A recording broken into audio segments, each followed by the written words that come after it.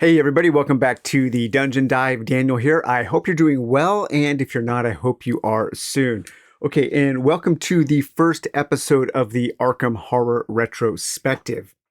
In this series, we will be taking a detailed look at the Arkham Horror family of board games.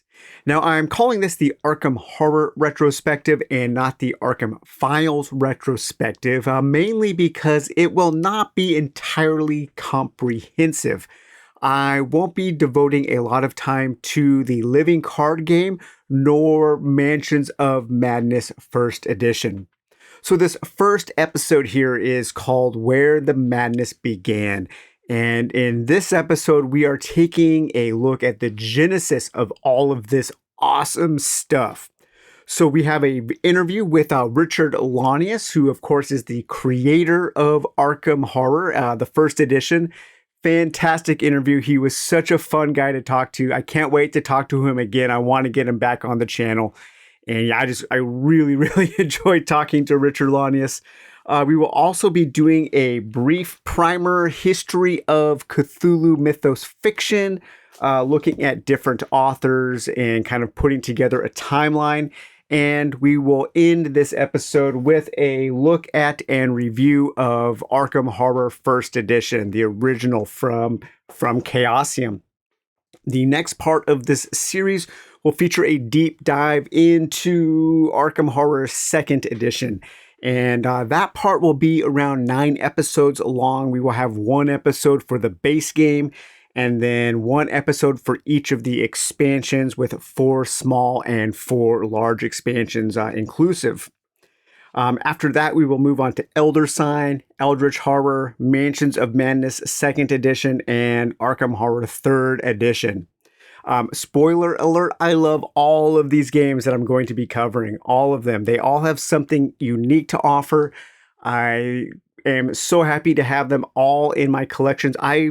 It's hard for me to say I prefer one over the other. You know, I rank Arkham Horror 2nd Edition the highest, but I really do love them all. And I don't have any time for that kind of edition wars that people seem to enjoy. So let's try to avoid that and recognize that there are some great things in all of these games.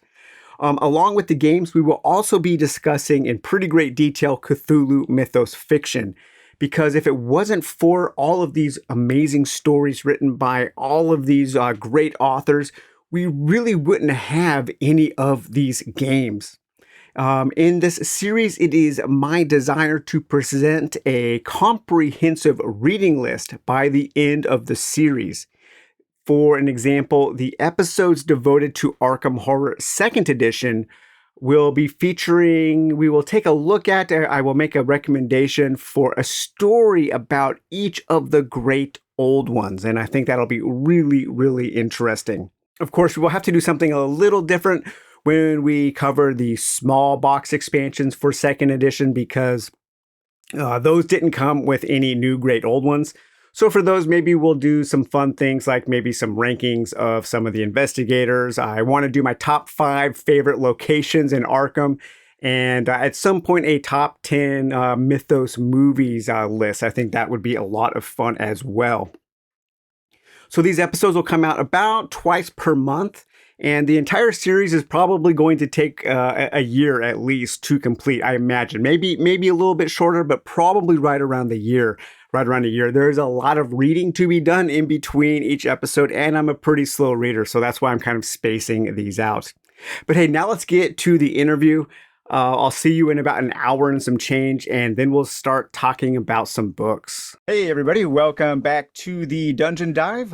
Daniel here. I hope you're doing well, and if you're not, I hope you are soon. And today, I am very happy to be joined by Richard Launius, the designer of games like Defenders of the Last Stand, Defenders of the Realm, Alien, Uprising, and the topic of today's discussion, Arkham Horror. Richard, thank you so much for coming on to the Dungeon Dive. How are you doing? I'm doing great. Thanks for having me on, and thank everybody for listening.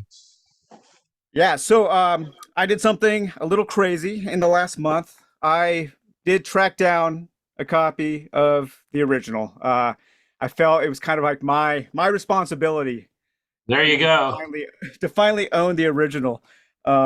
I never played the original when it came out. My kind of original game for adventure gaming was Talisman when I was in high Okay. school. All right. I And remember. so, yep. So, I'm calling this episode Where the Madness Began, and we're going to take our viewers all the way back in time to kind of pre-1987. So, give us a little bit of a snapshot of that time. How did you approach a game like Arkham Horror with being co-op, being soloable? Because those things weren't as prevalent then as they are today. Yeah, it's first of all, it's an interesting time. You go back into the late '70s, early '80s. There were not a lot of games come out. You mentioned Talisman. I remember the day Talisman came out, and it came out along with I think the Mummy or something like that. Both of them from Games Curse of Workshop. the Mummy's Tomb. Curse of the Mummy's Yeah, Tomb, and yeah, I yeah. remember seeing those on the shelf and going, "Wow, two games coming out, in themes that I'm interested in, because the majority of games that came out were war games, Yep. coming from Avalon Hill or SPI, and they make great games, but I was one who wanted different types of games, so that kind of sets the setting that there just wasn't a big variety of games at that time. Role playing was taking off, getting stronger. Most of it was D&D. Call of Cthulhu had come out from Sandy Peterson, which is just a brilliant piece of work by him. Yep. The first I remember going into the little game store. I lived in Eastern Tennessee at the time, and lived in the tri-states there. So I had to drive to Johnson City to go to a game store. We didn't have one in Bristol. And it was one of these typical small stores with a few shelves. It had some role playing. It had some comic books. It had had a few boxed games and some models, things like that. Not much else. Maybe a few miniatures, but there wasn't a lot of miniatures even at that time. And I remember when I walked in, he said, "I think I've got a game you're going to love," and he handed me the box set of Call of Cthulhu. And I Yep. said, "Well, Yep. if you think I'm going to love it, I'm going to try it." And I tried it, and I really, really just loved the whole theme area of it. Was it So like so this is the reproduction here. This is the anniversary edition. Yeah, and it was a this thinner box, box like that. It a was a thinner thinner box box. like that. But Yeah. yes, that's Yeah. exactly it. And Awesome. so took it, started playing that, really enjoyed it. Within about 6 months, we transferred to upstate New York, Rochester, New York. And I didn't really have, when we got up there, we had two small children. And so my wife worked ER, so she worked in the night times. I worked in the daytimes. I was with the Yellow Page Company, uh, you know, ultimately a subsidiary of AT&T. And I would come home, she would leave, I would take care of the kids, get them in bed. So like from 8 o'clock on, I had nothing to do. Okay. Keep in mind there wasn't computer Was games it? back then. There No. wasn't there Yeah. wasn't anything else. So I said, I'm gonna design Call of Cthulhu so I can play it as a board game. That was just my Yeah. idea. I'm gonna make a game I can play by myself, or I could play with others, but it's going to be a game that does not require anybody else to be present. And I just started drawing the board out, started coming up with, different adventures from, I look, sometimes I look into to Call of Cthulhu and say, okay, well, that was fun. They went to that church and this thing happened or whatever. Read some Lovecraft, picked up a few things there. But in the end, I was just making an adventure game. And that's how I Yeah. viewed Yeah. it. And I put that whole thing together. Everything was hand typed. Okay, everything was hand typed uh, and hand drawn. Either I found a copy of it and managed to get a Xerox copy of it somehow, or I drew it. In fact, I'm ashamed to say that some of those items in that original game you picked up, like they're like the 45, is just my little hand drawing of it. That's Okay. your original that's Yeah, your I was original like, I was prototype kind of, sketch. yeah, I was kind of embarrassed when I said, "Oh my God, they didn't even redo this; they just put it on here." Okay, um, and so I made the game, started playing it. I'd met some friends by now that liked gaming, especially some younger teenage boys, and they would come over and we would play it, and they would always like to play it, and people begin to tell me, "Well, you need to get this published." Okay, now. I had done a few things with Chaosium before. They Oh, would get had you? different. Oh, they had done Different Worlds magazine, and I'd actually written a Yeah. Call of Cthulhu scenario for them Oh, in okay. Different Worlds. Now, was And that as a fan capacity, or were you hired? yes, Were you paid to do yes, that? not Yeah. paid. Just sent it in Okay. and said, Yeah. "Hey, I put Hmm. this together." you guys want it, publish it. And they did. And so I didn't really have a relationship with them, but I had a Yeah. contact. So I sent the game off. I finally said, okay, I'll send the game off. And I'll be honest with you, I didn't want to. Okay. Now that was your only now that I want to make sure that people realize this. You sent your copy. Only There's copy. one copy of the game. Yeah, so you Right. had done all of this work and you sent that out through the US Postal Service. And you sign a document. They have documents you can get online that say, okay, you can submit things to us, but we're not required to return them. So I knew I was like, okay, well, if I send it off to them, it's probably the end of it. Yeah, I mean, yeah. I didn't know, so I sent it off, and about 6 months went by, and I can vividly remember it. I was out on the kids' swing set. My kids had this Sesame Street swing set. That's how I can remember it so much. They had like a Big Bird swing on it, and a Cookie Monster slide, and all this kind of stuff. And I was out watching them on it, and my wife says, "There's a guy named Greg Stafford on the phone who wants to talk to you." And I'm like, I don't know who Greg Stafford is. She said, well, he wants to talk to you. Okay. So I went in. It was long distance. Back then, long distance cost money. Not like today. Okay. Yep, So I yep. get on the phone, and Greg Stafford's on the phone. He introduced. He said, I'm the president of Chaosium. He said, and I suppose you know that we love your game. And I'm like, no, No. I had no idea. How would you know? You are you and psychic? yeah, so he basically told me that really, they're having trouble getting the play testers to move off it and go play the different role playing stuff because they want to come in Hmm. and just keep playing the game. And part of the secret of that was in my original design, there was no shutting the gates to win the game. You played as long as you wanted to play. You just scored hero points, okay? And you would say, hey, we're going to play for 2 hours. As those hero points wins, or we're going to play, today, tomorrow, the next day, and the next day, and we just keep going, okay? And that's kind of what they were doing. Signed a contract with them to publish it. They invited me when we had a prototype of it to go to Origins. First time I ever gone to Origins. It was Baltimore. It was huge back then. Gen Con.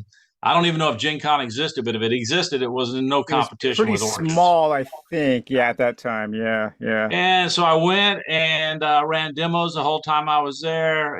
Met the various people in their crew, including Sandy Peterson, who was doing a lot of Call of Cthulhu stuff with them, and was constantly, I guess, surprised and then not surprised about how much people loved coming and playing this game that we were demoing. Okay, because it's not a short game. Okay, and then we said, Yeah. okay, the demo is kind of up now. Well, I want to keep playing. Well, if we don't have anybody, we can. Okay, so we'll just keep playing it. And so that's kind of the origin of Arkham Horror. So where did the idea of the gates come from? Okay, now Do you the Gates remember? was, yeah, I vividly remember. If you look on the very front of the box, you're going to see Lynn Willis's name and Charlie Crank's name, Yep, and yep. those guys added the Gates. Okay, that basically what they said, was it has to have an ending.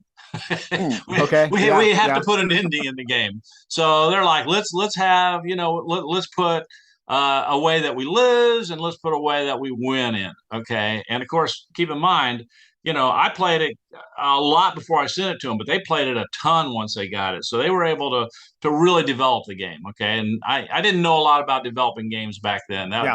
That's kind of my very first one. So they knew a lot about developing games. So they brought that to the game, which obviously has become an iconic part of the game afterwards. So they It really deserve their has. names. They Yeah. absolutely deserve their names on the front of that box. So. Yeah, I was thinking about the concept of the gates. I'm right now. I'm rereading Brian Lumley's Cthulhu Mythos books, his Titus Uh-huh. Crow books, and he specifically mentions a gate opening in England near Hadron's Wall and needing to close the gate so things don't come through. And I was like, man, that might be one of the first times I've encountered a gate in a piece of mythos fiction, and so that kind of made me wonder about. I wonder where the Well, gates you've got came it. from at You've Arkham also Horror. got it. It's not called a gate. Well, there are places that it's called a gate in Lovecraft's writing, but obviously a search for unknown Kadath. Okay, he travels through the Hmm. clock. Okay, which is Yep, clearly a the gate, clock. one of the gates to the Yep. Dreamlands. You can get there by dreaming, or you can get there by passing through this gate. And when he's on the white ship and he sails to the edge of the earth, there's a gate there. You don't know exactly where it goes. You believe it goes into the abyss or whatever. But so and there's going to be some Lovecraft people out there saying, "No, Richard, you have that wrong." Whatever. Okay, that's what I Yeah, got out yeah, of what yeah. I was reading. Yeah, Okay, and so basically there was some mention of it, but it obviously we've been. Now I had people going through gates. I mean there were gates that opened. You went through them. You had encounters. You came back. You closed the gates. That was already in the game. It just didn't drive the game toward a finish line. I see. Ah, interesting. So you kind of saw your game as being a way to play Call of Cthulhu solo. The Dungeon Dive here, we are all about solo. We love solo gaming, and there's a lot of solo RPGs now. There's quite a bit of difference between the mechanisms that you used in Arkham Horror and the mechanisms that were already established in the Call of Cthulhu RPG. Why did you move from a D100 system to a D6 system with Arkham Horror? Okay, well, there's two or three different things. First of all, I really moved to a totally different game if you think about it. Hmm. The system of encounters in role playing, going insane, fighting, using combinations of dice and all these different things really lends itself to what I would call the mental exercise of role playing, which is why role playing's so exciting. You can do whatever you want to do. Yep. When I designed Arkham Horror, and really for every design after that, I create a world that's limited to the whatever size I draw the box to. All right, so I'm gonna give you a lot of opportunity to do different things, but I'm gonna restrict you down to this particular level.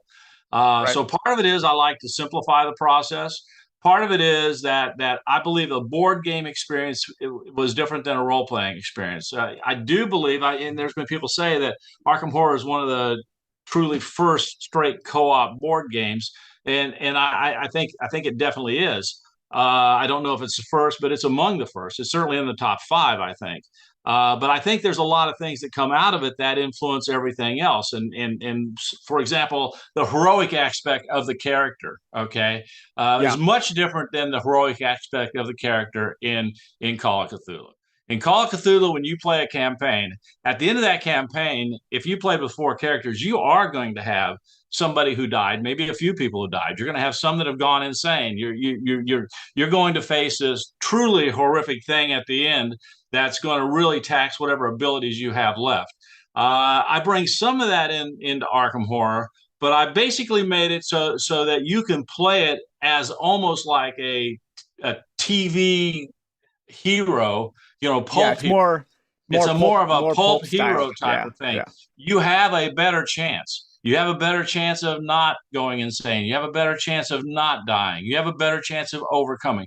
My Arkham Horror, and there are people who told me, it's not really Lovecraftian because my Arkham Horror actually has more hope.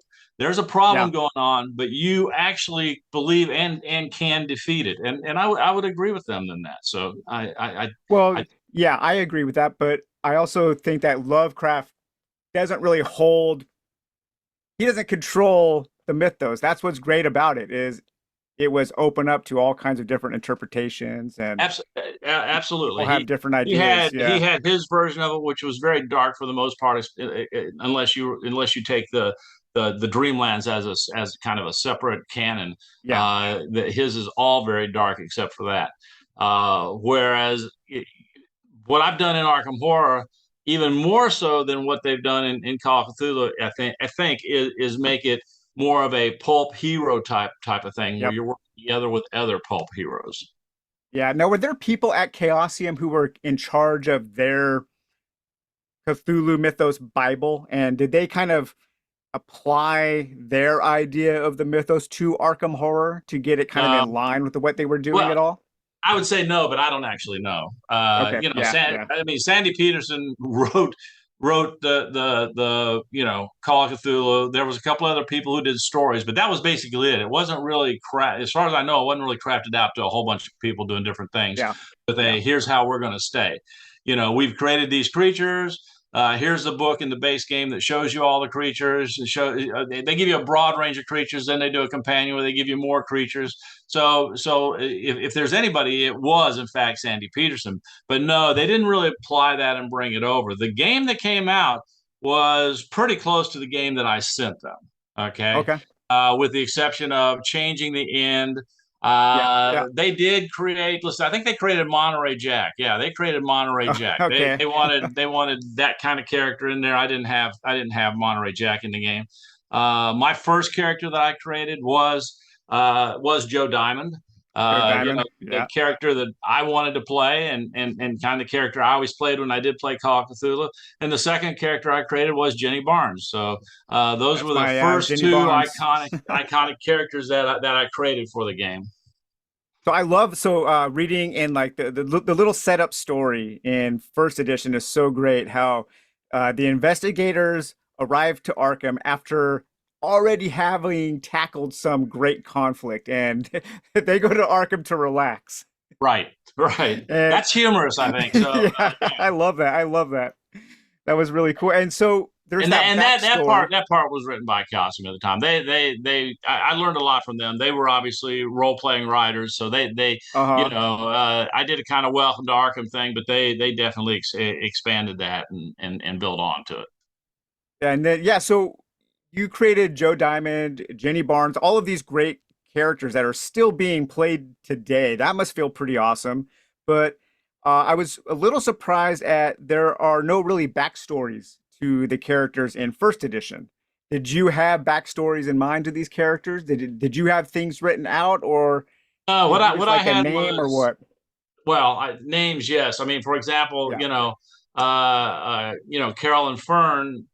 Hmm. My wife's name's Carolyn, and my mother's name was Fern. So I just took those two names, and I wanted to create, in that I looked at iconic roles. Okay, we need a doctor. We need, we need a psychologist. We need so I created the names of people that I thought, well, okay, well, this name goes with that archetype character, I think. So that's how I went about doing it. And a lot of the names were different people I knew. I would take their first name or their last name or somebody else's first name and last name, and I would create.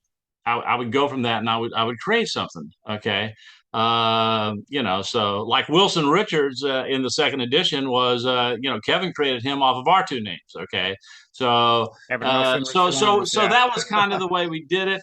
I would like to say, yeah, I did all this forethought thing and created backgrounds and all that kind of stuff, but I was really more interested in actually playing the game, than creating a whole mythology canon around the characters and everything. That came later, okay, and certainly at Fantasy Flight, they did create a Bible around everything. That the characters, Uh-huh. regardless of what game we put them in, they have to do this. Okay, so I remember meeting with Christian Peterson and him talking about how we're putting together the Bible. We're going to make sure we manage your product correctly, and so on and so forth. And so that was all great. This was a few years after it come out when we were talking about that, because by that time, it was one of the pillars, as he told me, that they were building Fantasy Flight on was the Arkham It- Horror. yeah, completely. And that was my Arkham Horror Second Edition was my reintroduction back into the hobby after about a 5 year break. And man, things had definitely changed a lot during Oh yeah, during that 5 year break. Coming back to something that was quite a quite a bit more advanced in absolutely. Well, it structure absolutely than was. anything I had played. I had advanced it. I mean, Chaosium had run into some financial problems and basically discontinued the game, so it returned back to me. Um, I sat on it for a few years. Then I decided, you know what, I'm gonna revisit this. I actually called it Welcome Back to Arkham. It was what I did, and that story you've probably heard in the past. I built that game, repainted a new board, added a great old one out to the side that kind of influenced things. Changed a lot of the game, brought it up, and I'd taken that game to Origins, was playing it out in the breezeway. They used to put tables out in the breezeway, and we could play out there. And I'd never met Kevin Wilson before. He came by and said, "Hey, can I sit down and play?" I said, "Yeah." He sat down. We played. We were having a good time. We played for about an hour. He had to go. He said, "I got to go do something." I found out later that he had just taken a job at Fantasy Flight, but he went back and told Chris. He said, "Look, we have to get the Arkham Horror game," and you know, the rest is kind of history. And Kevin brought so much to the game. His ability and his brilliance at helping develop it to where it became that second edition, far beyond what my idea of the second edition was. At one point, and he was great because he would call me up and say, "Okay, I'm trying to work through this problem." I remember the first big problem we had to face was Christian Peterson said, "No more Gazette. Everything has to be on cards so we can expand it." Oh, yeah. Which Yep. and Expansion. I Yeah. I said, "Well, how many decks of cards are we going to have?" I mean, And so I remember Kevin and I were talking for about an hour, and we came up with the idea. Okay, let's group each location into 3 locations per card. Yep. And Make the neighborhoods. yeah, that's basically Yep. what we did. Okay, because he said, "Look, it's non-negotiable.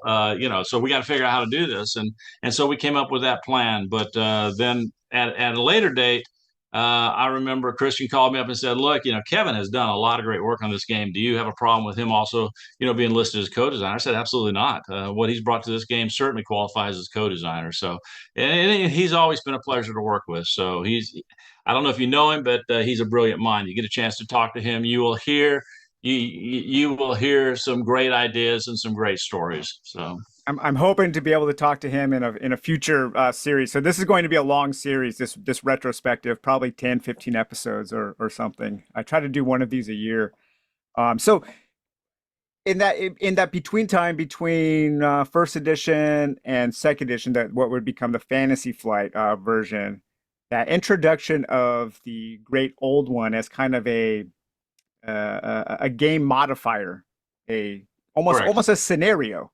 Yes. And so were you developing that in between the I two was. editions? I had started the idea, but not near where it ended up. Okay. I Okay. mean, Uh-huh. Kevin took that so far that I had the idea that and I would put in the game. I think 2 or 3 great old ones, and they would have this little effect on the game. Okay. Hmm. Yeah. Kevin came up with the idea of not only have this effect on the game, but at the end when we get to the Doom thing, you get to fight them. Okay, I didn't have anything like that, so I was not, you know, all the special skills, all those kind of things put together. That was all Kevin. I had like little, each thing did like a little impact, so it changed the game a little bit, but nothing like what they came up with. So, and I will tell you, it's hard to think back and we're going way back in time, so it's hard to think back and remember, Oh yeah. Oh yeah. who did what. But Kevin did so many. He was so skilled at doing so many of these things, and he had a team there to work with him, which is a plus. Yeah. I always tell people, when you're working like me alone at your house, it's a lot. I think I'm pretty productive for what I put out, considering it's me. For the most part. And but having a team like that, it's great because you get to feed off those ideas all the time, especially if they're very well versed in what this game is supposed to be. Yeah. When you were playing Arkham Horror, did you and the people you play with, did you guys ever develop any kind of oh, I don't know, superstitions about the game? For instance, when my group of friends, when we would play, we always had to have Jenny Barnes. We thought Jenny Barnes was like our lucky charm. If we had Jenny Barnes on our team, we had a good chance of survival. Well, we had a couple different superstitions. I mean, one superstition that we had applied to all games. I'll come back to that. The other superstition that we had was simply you never talked about if you were doing well. Okay. It's like Yeah, we oh would yeah. set up, like, so we didn't have an end of game, but we had points we were trying to achieve. So we were trying to see, we got to get these extra points, X number of points in 2 hours for us to win. So you would never like, "Hey, man, we got this made." Because the game would get up and kick you in the teeth as soon as you said something like that, Yeah. and still does. So we always kind of make it an unwritten rule that you don't ever, kind of talk, you don't trash talk the game because the game somehow can hear you. The Okay. game knows, man. Yeah. And then we had these other thing that basically we believed that there was some, mythical god of dice that would bless you if you ate enough chocolate during gameplay. And so, we'd have people, when they had to make a critical roll, throw some M&Ms in their mouth or something. So, it'd be amazing how many times that worked out. It had nothing in common, but we all started. Yeah. It just started the kind of thing where we just say, okay, yeah, that worked. Right, we So had we had one where in a dice pool system we had a saying that was all at once you're a dunce, one at a time you're doing fine. And so yeah, yeah, so yeah. if we had, I've so if we seen, had I've seen, six, yeah, don't just roll it one at a time, man. You'll hit that 5 or 6, I yeah. promise. I've seen people do that before too. So yeah, and I've seen some terrible dice rollers who are always roll them as a group. Chris Kirkman that's why he made dice hate me. He is the worst dice roller on the planet. Okay, I remember we were working on Fate of the Elder Gods, and we were playing it in really its final rendition, and he had to roll 8 dice one time, and all he needed was one. He rolled all fails, not a single success out of Not 8 dice. And I'm like, only you could do that. No one else on the planet could end up doing that, probably. well, Um, yeah. Let's talk about dice because I love dice. I love dice well, I rolling. do too, As clearly. yeah, So yeah, I know. Yeah, so they create drama right at the table. I mean, correct. they create these moments of high highs and high lows. But those are the moments that I think your games really excel at is that ability not to tell a story, but to create story, to create memorable moments. And I think a lot of that does have to do with the luck. Your games do have quite a bit of luck. Well, yes, they do, but they also have controlled luck. I give you a lot Mhm. of ways to control luck. I give you the ability to re-roll. I give you the ability to add dice. I give you the ability to do a lot of different things. Okay. Uh, can you lose the game because of bad luck? Absolutely. I can lose life because of bad luck. I make this argument. I can get the car today, drive out, and somebody just runs into me on the street when I'm doing nothing wrong. So Yep. I don't find luck as the issue. What I try to do what I try to do with my games, and this is all my games, and it goes back to the very beginning, is I try to give you a heroic character. Yeah. Okay? Somebody who can be heroic. Okay, it's up to you how heroic they get, but somebody who that can be heroic. All right, and I try to give you enough tools to manage that to some degree. And I tell people a lot of times, "Oh, I always roll bad." I said, "It's your attitude, then, man." Okay, I remember walking up one time and people were playing. They were playing Elder Sign at the table, and they needed to roll. I forget what they needed to roll, but the guy was going, "I can't roll that. There's just no way that I can roll that. I've only got one die here. I just can't do it." And I said, "Here, give it to me." And I tossed the die, rolled it. And I walked away because I couldn't do it again. And they're all like, "Holy smokes, he can control the dice." and, You walked and away like with yeah, an explosion behind you, all cool. exactly, Yeah. exactly. Drop the mic and walk away because Yep. I didn't really know if I could roll it. But my point was lamenting about the dice is a waste of time, especially in one of my games. Okay. When you end up at the dice roll, you're at the dice roll. You've either prepared to where you've still got some things you can do, or you're out of options. And I always tell people, like, I'll move to Elder Sign, but I always tell people if I come by a table and I see all of the characters on the same adventure, I know they're in trouble. Okay. They're all failing that They're all particular failing and, that die and roll. and so Yeah. they've wasted all of their resources and they're in trouble at that point. And so I think dice rolling is a great mechanic. I think you can use it a lot of different ways. But what I try to do is I don't really create a lot of new mechanics. In fact, I don't know if I've created many new mechanics. What I try to do is marry the mechanics that the game requires. When I Hmm. design a game, my whole process, and I start with this, I always start with theme and then I go to Yep. experience. This is the theme, and this is the experience I want them to have, and everything is built off of that. Okay. I think I'm different than most designers on that. Many designers are brilliant at making mechanics, so they come up with a mechanic, and then they go, "Okay, what game fits this mechanic?" All right. I start with the theme and the experience, and say, "Okay, what mechanic can I put in this that works with this?" Since I like to do heroic games, that means I need tension. And with tension, you need dice. I mean, you can do cards, but it's the same. Okay. I mean, I'm drawing from a deck. Okay. That's really not any better. If I'm just playing cards out of my hand and I just need a combination, then really what excitement is there in that? I've either got the combination or I don't have the combination. Yep. But I get people, and this happened to me again this year. I was at TantrumCon. I had two or three people come up to me and start telling me a story in great detail of an Arkham horror game they played 10 or 15 years ago. I mean, in great detail, like it was them. It actually happened to Yeah. them. Yeah. I was in the Dreamlands. I caught a zebra, but I had to roll like a success to get back and close the last gate. And they just told the story like that. And to me, that's very rewarding because they're getting what I wanted. I wanted them to have that experience. That's the experience I want players to have in the game. And I've said this before, and I'm not being critical of Euro style games or economic style games. I think they're brilliant. I enjoy playing them. But that's not the kind of game that I make because Yeah. I don't find it exciting to say I traded two blue cubes for a red cube, and then man, I took that red cube and I bought that card. You wanted the card, but I got the card. Nobody talks about that stuff later. You think about the victory. It's a great mental exercise, and certainly you have to do a lot more thinking in those games than you might have to do in mine from time to time, but strategies do pay off. Okay. Another example is, I don't know if you're familiar, but Thunder Rolls came out a few years ago. We didn't distribute it; you only get it at cons or through Mr. B. But we've run leagues. We got a league that's run 8 years now. You're rolling 8 dice and going for maneuvers in racing. We got a guy who's won 4 seasons in a row as a championship. You don't do that out of sheer luck. Okay, there are strategies to how you use dice. And Yeah. I like dice. I like them in games, especially if they apply to the game. Yeah. Yeah. I remember. So after Arkham Horror Second Edition, I think that game kind of opened the floodgates of co-op. You They know. did. It did, I think. Yeah.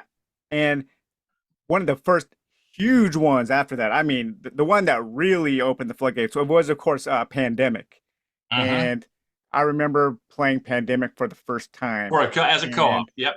as a co-op, yeah. And I was like, well, this is basically just Arkham Horror without the cool stuff, without the spells and without the weapons and without the dice. And like you said, in that game, you were matching cards. You were collecting a set of cards to do the cool stuff. And I personally, even though I think that game is pretty great, I felt that lack of excitement that I Mm-hmm. felt when I was playing Arkham Horror. However, it did open the gates for me to introduce those kinds of games to other people Oh, where I it's think an they easy might game. be, yeah, they would be intimidated by Arkham Horror. Yeah, it is, and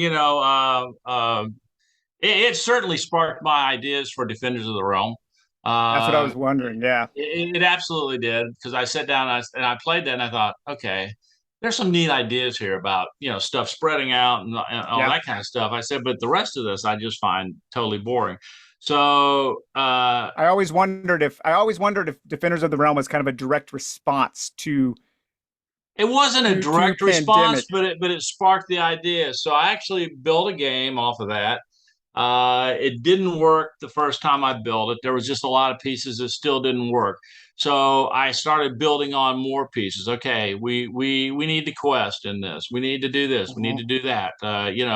The players need to be extremely heroic. Okay, and and I don't know if I can stress that enough because right now Greater Than Games they'll be introducing very shortly the second edition of Defenders of the Realm, and Yeah. once I built that and gave them, we moved to it's really a new game. Okay, I mean we moved Okay. it to a new generation game where everybody has a deck of cards. You play it simultaneous. Your characters in your deck of cards. And one of the things, the mantra I kept using with them as we would play and develop each character was more heroic, more heroic. And I remember Daryl Lauder said, "Okay, well we got to make the creatures tougher." I said, "Exactly right." I said, but the player has to feel they are the most heroic person, regardless of which one they play. They got to feel they're the most heroic person on the planet. Okay, and so that's kind of the way I go about the design process. And one of the things that I made sure I put in Defenders of the Realm, and really all the Defenders lines, is I've eliminated the idea that one person can quarterback everything. Oh, yeah, this is the move because a pandemic, it kind of everybody yeah, you need to do this, or you need to do that. So You do we, that, you do that, you do yeah, that. Yeah, and yeah. so I wanted to eliminate that process and make it very very difficult for.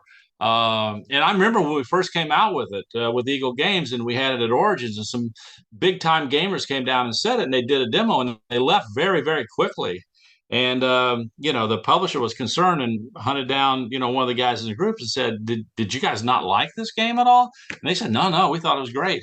But we're used to playing a game where our leader of this group kind of tells us all what to do, Our leader. and he there wasn't a tell us what to do in this game. So he said, Well, "But I we'll." think I think yeah, I think the dice do that because you could say, okay, you go over here in pandemic. Okay, if I have the cards, yes, I will do what you tell me. But in defenders, you could tell me to go over there, but I'm still having to roll those dice, and your But plan may not work out, but right? the dice are just a small part of it. I also I really want to go on this quest because I can get something Yeah, good. I know these minions need to be I attacked, love the or I really quests. need to collect Yeah, some red cards. I might need to go over here to the inn and try to get some cards.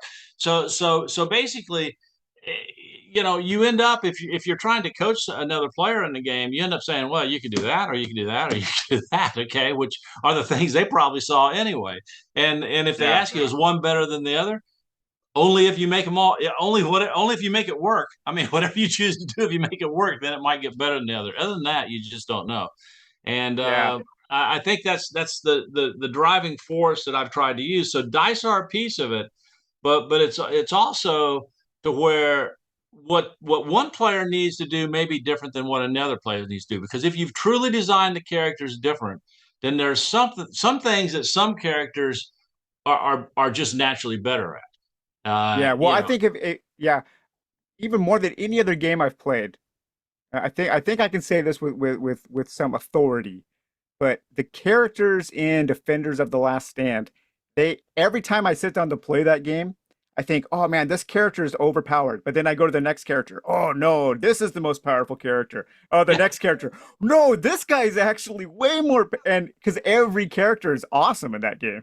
yeah, and that's I got the same thing when I would develop put out different heroes for defenders, and you're right, and of course that's the offshoot of Defenders of the Realm, which means it's the next generation, and I love Defenders of the Last Stand because we did sit down and write kind of like, okay, what is this group like? What are these teenagers like over here that throw out the leaders when they get to a certain age? What are the bikers like? We did get into all that stuff, but then we got really Uh-huh. into the characters and the mutations and the stories and all this kind of thing. So we kind of took that to the next level. But I constantly have people coming back and saying, oh, this guy that you just added or this female that you just added is way overpowered. And I just asked this guy, I said, did you win? Yeah, Well, no. no, no, we didn't win. I said, okay, then they must not be overpowered if you Well, didn't win. and did you have fun? Because Oh, but one of the they all, things that's exactly one of the things that's so great about Arkham Horror is it's just as fun to lose as it is to win. oh, absolutely. Actually, it's about the story. I always tell people. Yeah, In fact, I was up at what is it, the uh, Raven Castle or whatever the castle up in Ohio. I can't remember the name of it again. But they have like they asked me up for a weekend one time, and I went up there and of course they have all these people that come and stay. It's like a bed and breakfast. And it's beautiful. I wish I could remember the exact name of it, but I'm old, so I'm going to use that as an excuse. Okay, that's fine. Yeah, I uh, you get it. know, I tell people another 5 or 6 years I'll be old enough to run for president. But basically, I remember getting there and the bartender said, "Man, I love Arkham Horror, but I got to work the whole weekend. I would just love to play Arkham Horror." I said, "What time you got off work?" He says, "Well, I get off work at midnight." I said, "Well, why don't we play at midnight?" And he's like, "Oh, man, it go 5 hours." I said, "No." I said, "I never had a game go more than 2.5 hours." I said, I said, we'll play, and I'll bet you when we play tonight, it won't go more than 2 hours. You'll be in bed by two." He goes, "Oh, if we can do that, that'd be great." So I set up, and I remember it was just going to be me and him, and we go in. That is one big room. It was kind of like a boardroom, and we were setting up on the table, and people just started showing up. So we ended up with like 8 players, okay, and maybe 5 people watching. All right, and we played, we won, and when I had boxed it up at the end, I looked. I said, "Oh, look, it's 2 a.m." Uh, he's like, I watched how you ran this game. I'm going to run it like that from now on. I go, yeah, it can stay on track if you want it to stay on track.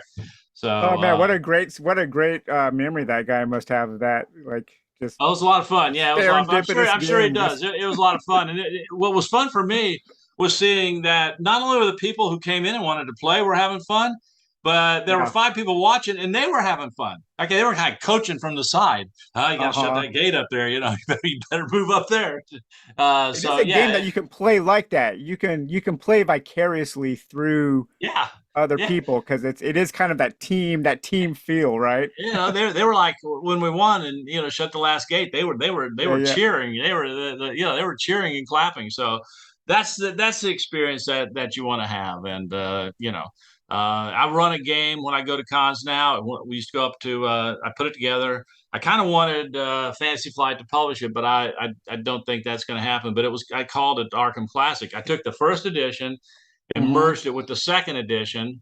So it does old school movement, roll and move, roll Roll and and move. move. You roll, move, you get your encounter, we move to the next player. Okay. And the game plays in like 2.5 hours.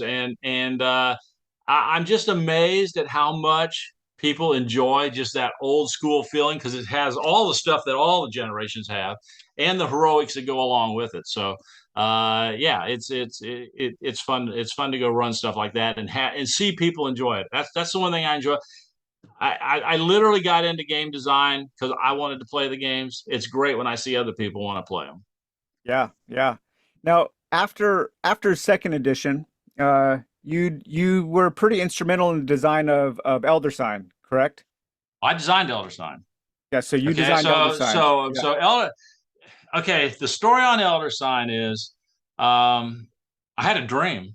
Okay, my From the middle Dreamlands, daughter. huh? Yeah, my middle daughter does not like big games. She just doesn't like them. Okay, yeah, yeah. And so my older daughter, she loves them. My son, younger son, he loves them. They'll play anything. My older daughter, she loves Euros. She loves everything. Okay.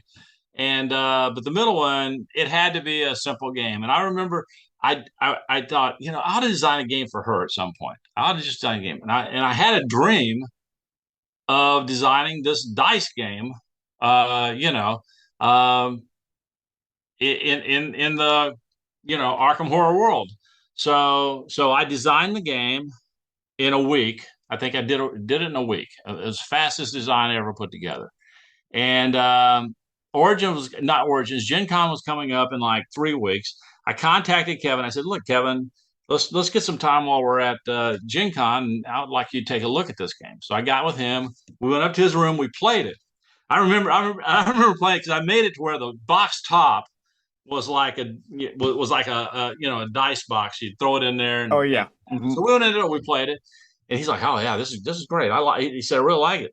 And I said, "Well, let's do it just like we did Arkham Horror." I said, you show it to Christian. If he's interested in it, you take development. I'll work with you on that however we need to. And so he showed it to Christian, and Christian liked it. Kevin really redefined he. I had like monster cards. He changed those to the tiles. He added to the characters and kind of balanced. He is great at balancing characters and all that kind of stuff. Making sure added more locations. I had a lot of locations. He added more locations and encounters and all that kind of stuff. And we came out with it. So yeah, that's exactly how that one came out. How involved are you in when a game you design gets expanded? Is that usually taken Some, from you not a or lot, not a lot. yeah? First of all, it depends on who's expanding it. Hmm. Okay, Hmm. if it's Fantasy Flight, I will say not a lot. I will usually submit things like Arkham Horror Second Edition. I submitted this whole thing on Innsmouth. Okay, Hmm. right after the second edition came out, and it was doing good, so I submitted all this stuff on Innsmouth, and Kevin called me up and he goes, "Innsmouth's last. We're not doing this stuff yet." I said, "Okay, yeah, okay. What are we doing?" He said, "We're looking at that."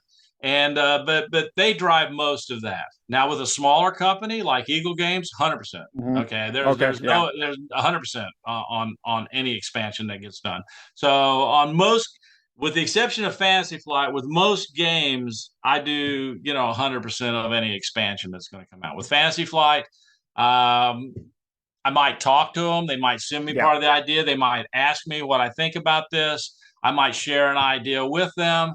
But they had a big staff working on things. So I'm I'm several hundred miles away, so I Yeah. can only Yeah. do so much. But I really appreciated that group of people and that staff up there because anytime they were coming out with things, like even the Arkham Horror card game, Hmm. I remember they sat down with me and showed it to me before it came out and said, "Do you see anything?"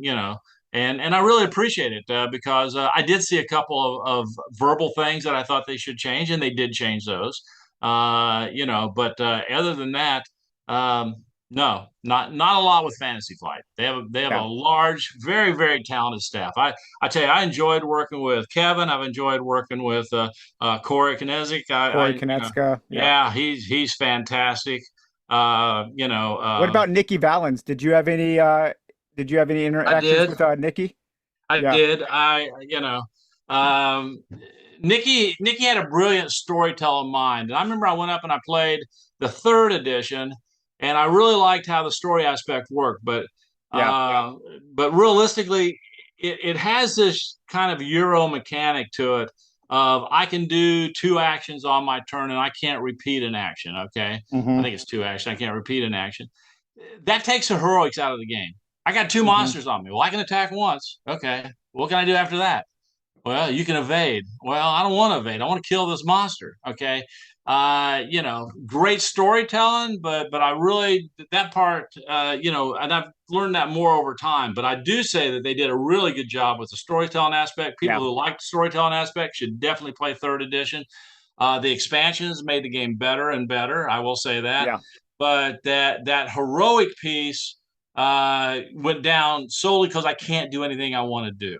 Okay, I can move, but I can't move twice. I can fight, but I can't fight twice. I Yeah. can interact, It but I kind of can't interact. confined made the sandbox a little smaller, I Right, think. right. But I also do appreciate I really like third edition a lot as well. I appreciate that it's a little more directed. You you have a little bit more of a gameplay and Oh, yeah, narrative story. reason to do what you're doing. Yeah. You Yeah. don't know what you're doing till it gets further along. So Yeah.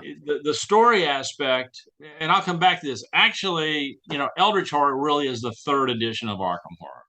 Yeah. All right, Yeah. I'll talk about that and working with Corey on that in a minute. But Yeah. Okay. while Eldritch is that, Arkham Third is really a different game. If I remember, Tom Vassell said, "Which game should I keep?" And I said, "Well, you need to keep both of them, second and third, because they're not the same game." I Okay. agree. I agree. Yeah. And I would Yeah. say the same to anybody when they get to the new Defenders of the Realm. Do I get rid of my old Defenders of the Realm for the new Defenders? No, they're two different games No. Yeah. at this point. Well, when you see the new Defenders, it's not the same game. Okay. So it's going to have the heroic stuff, but it's not the same game. So that's what I would say about this one. So the one big thing I brought to that one was, I was play testing it as it was getting ready to come out.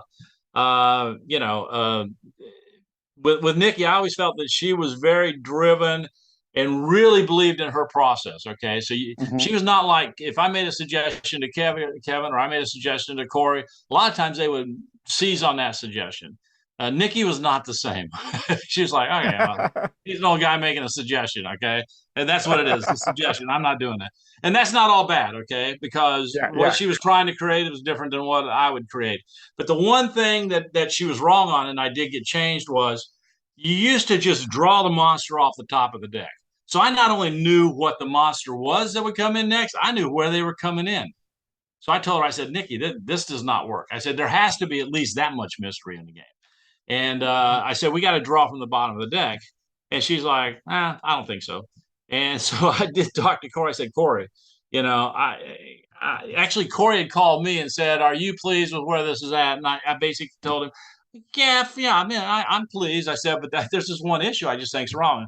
And I explained it to him. He goes, "Oh no, we got to change that." Okay, so they did change that. Okay, but so my involvement, all I'm pointing out is my involvement is minimal. I think there's some brilliant things in Arkham Third Edition that she brought in. How you have to pick up Doom out of neighborhoods, how the Yeah. I love story that. Yeah. unfolds. So I highly recommend it to people, but it's not Arkham's second. as a third. Okay, Yeah, I know. I agree. I think the game would have been better received had it not been called Arkham Horror Third Edition. I think you're probably right. It would have been a new game, a new Correct. Arkham Horror game, right? Because, like you Right. said, in Arkham Eldritch Horror Horror, Files, but not Arkham Horror. Like exactly. with Yeah, Eldritch Horror. Now we called Eldritch Horror something different. Corey yeah, brought me in to work with him that for 3 days, pretty much at after he had already put some ideas together, but it was still very much in the formation, and we played it 4 or 5 times. Nikki was there; she played it also, and so we were crafting the changes, and we crafted several changes during that period. But in my opinion, Eldritch really is the third edition because it just the way it operates. It's what I call globe trotting. Arkham essentially. yep. We took this. We didn't make the story be condensed like it does in third edition, where the story makes sense as you go along and unfolds. But what we did was we tied everything to the ancient ones in story, so you just didn't have random encounters. Okay, Yeah, as you you had were that deck trying. of card, Yeah, the you were trying to mysteries. gather Yeah. clues. You actually had to solve real clues associated to the real ancient one that you were playing with. You could travel to all the same worlds, especially once we started expanding it. The characters felt the same. They felt the same even in Arkham Third, but it's just the gameplay. If I'm on a stack of monsters in Eldritch, it's just like being on a stack of monsters in Arkham Horror. I can fight. I can choose the order I'm going to fight them in, and I can fight till I don't beat one. Okay, where just comparing it to the combat in the third, I get to fight one time. No matter Yeah, how many yeah. monsters I've got on me. And so, because the focus wasn't heroics, the focus was story in Arkham Third. So, but in my opinion, Eldritch Horror truly was the third edition of Arkham. It definitely is a standalone, but it feels like Arkham moved up a level. If you want to look at the second moved up a level. Yeah, I kind of look at Eldritch as Arkham Horror Second Edition refined. It's getting rid of people will often accuse Second Edition of being fiddly, and I think when they think of that, they think of the sliders on the stats, right?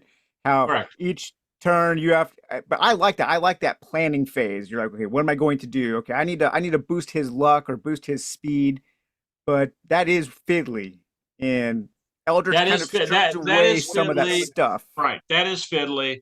Timing can become fiddly, but I've already in my mind started putting together what a fourth edition would look like. And who knows if he'll ever get green lighted, but hopefully if it does, I can work with Corey or if not him, well, he's still got a design house with him, so hopefully Corey. Yeah. Kevin's off running things with a different company now. So, but I think what you do is you increase the characters by them having a specific deck of cards that replaces that whole focus process, Hmm. and the deck of cards help subsidize them in the stuff that they're doing. So they've got to manage their hand. There's a number of different things I think can be done, but that's one thing is let's make the characters even bigger once again, kind of like I've done with some of the other games.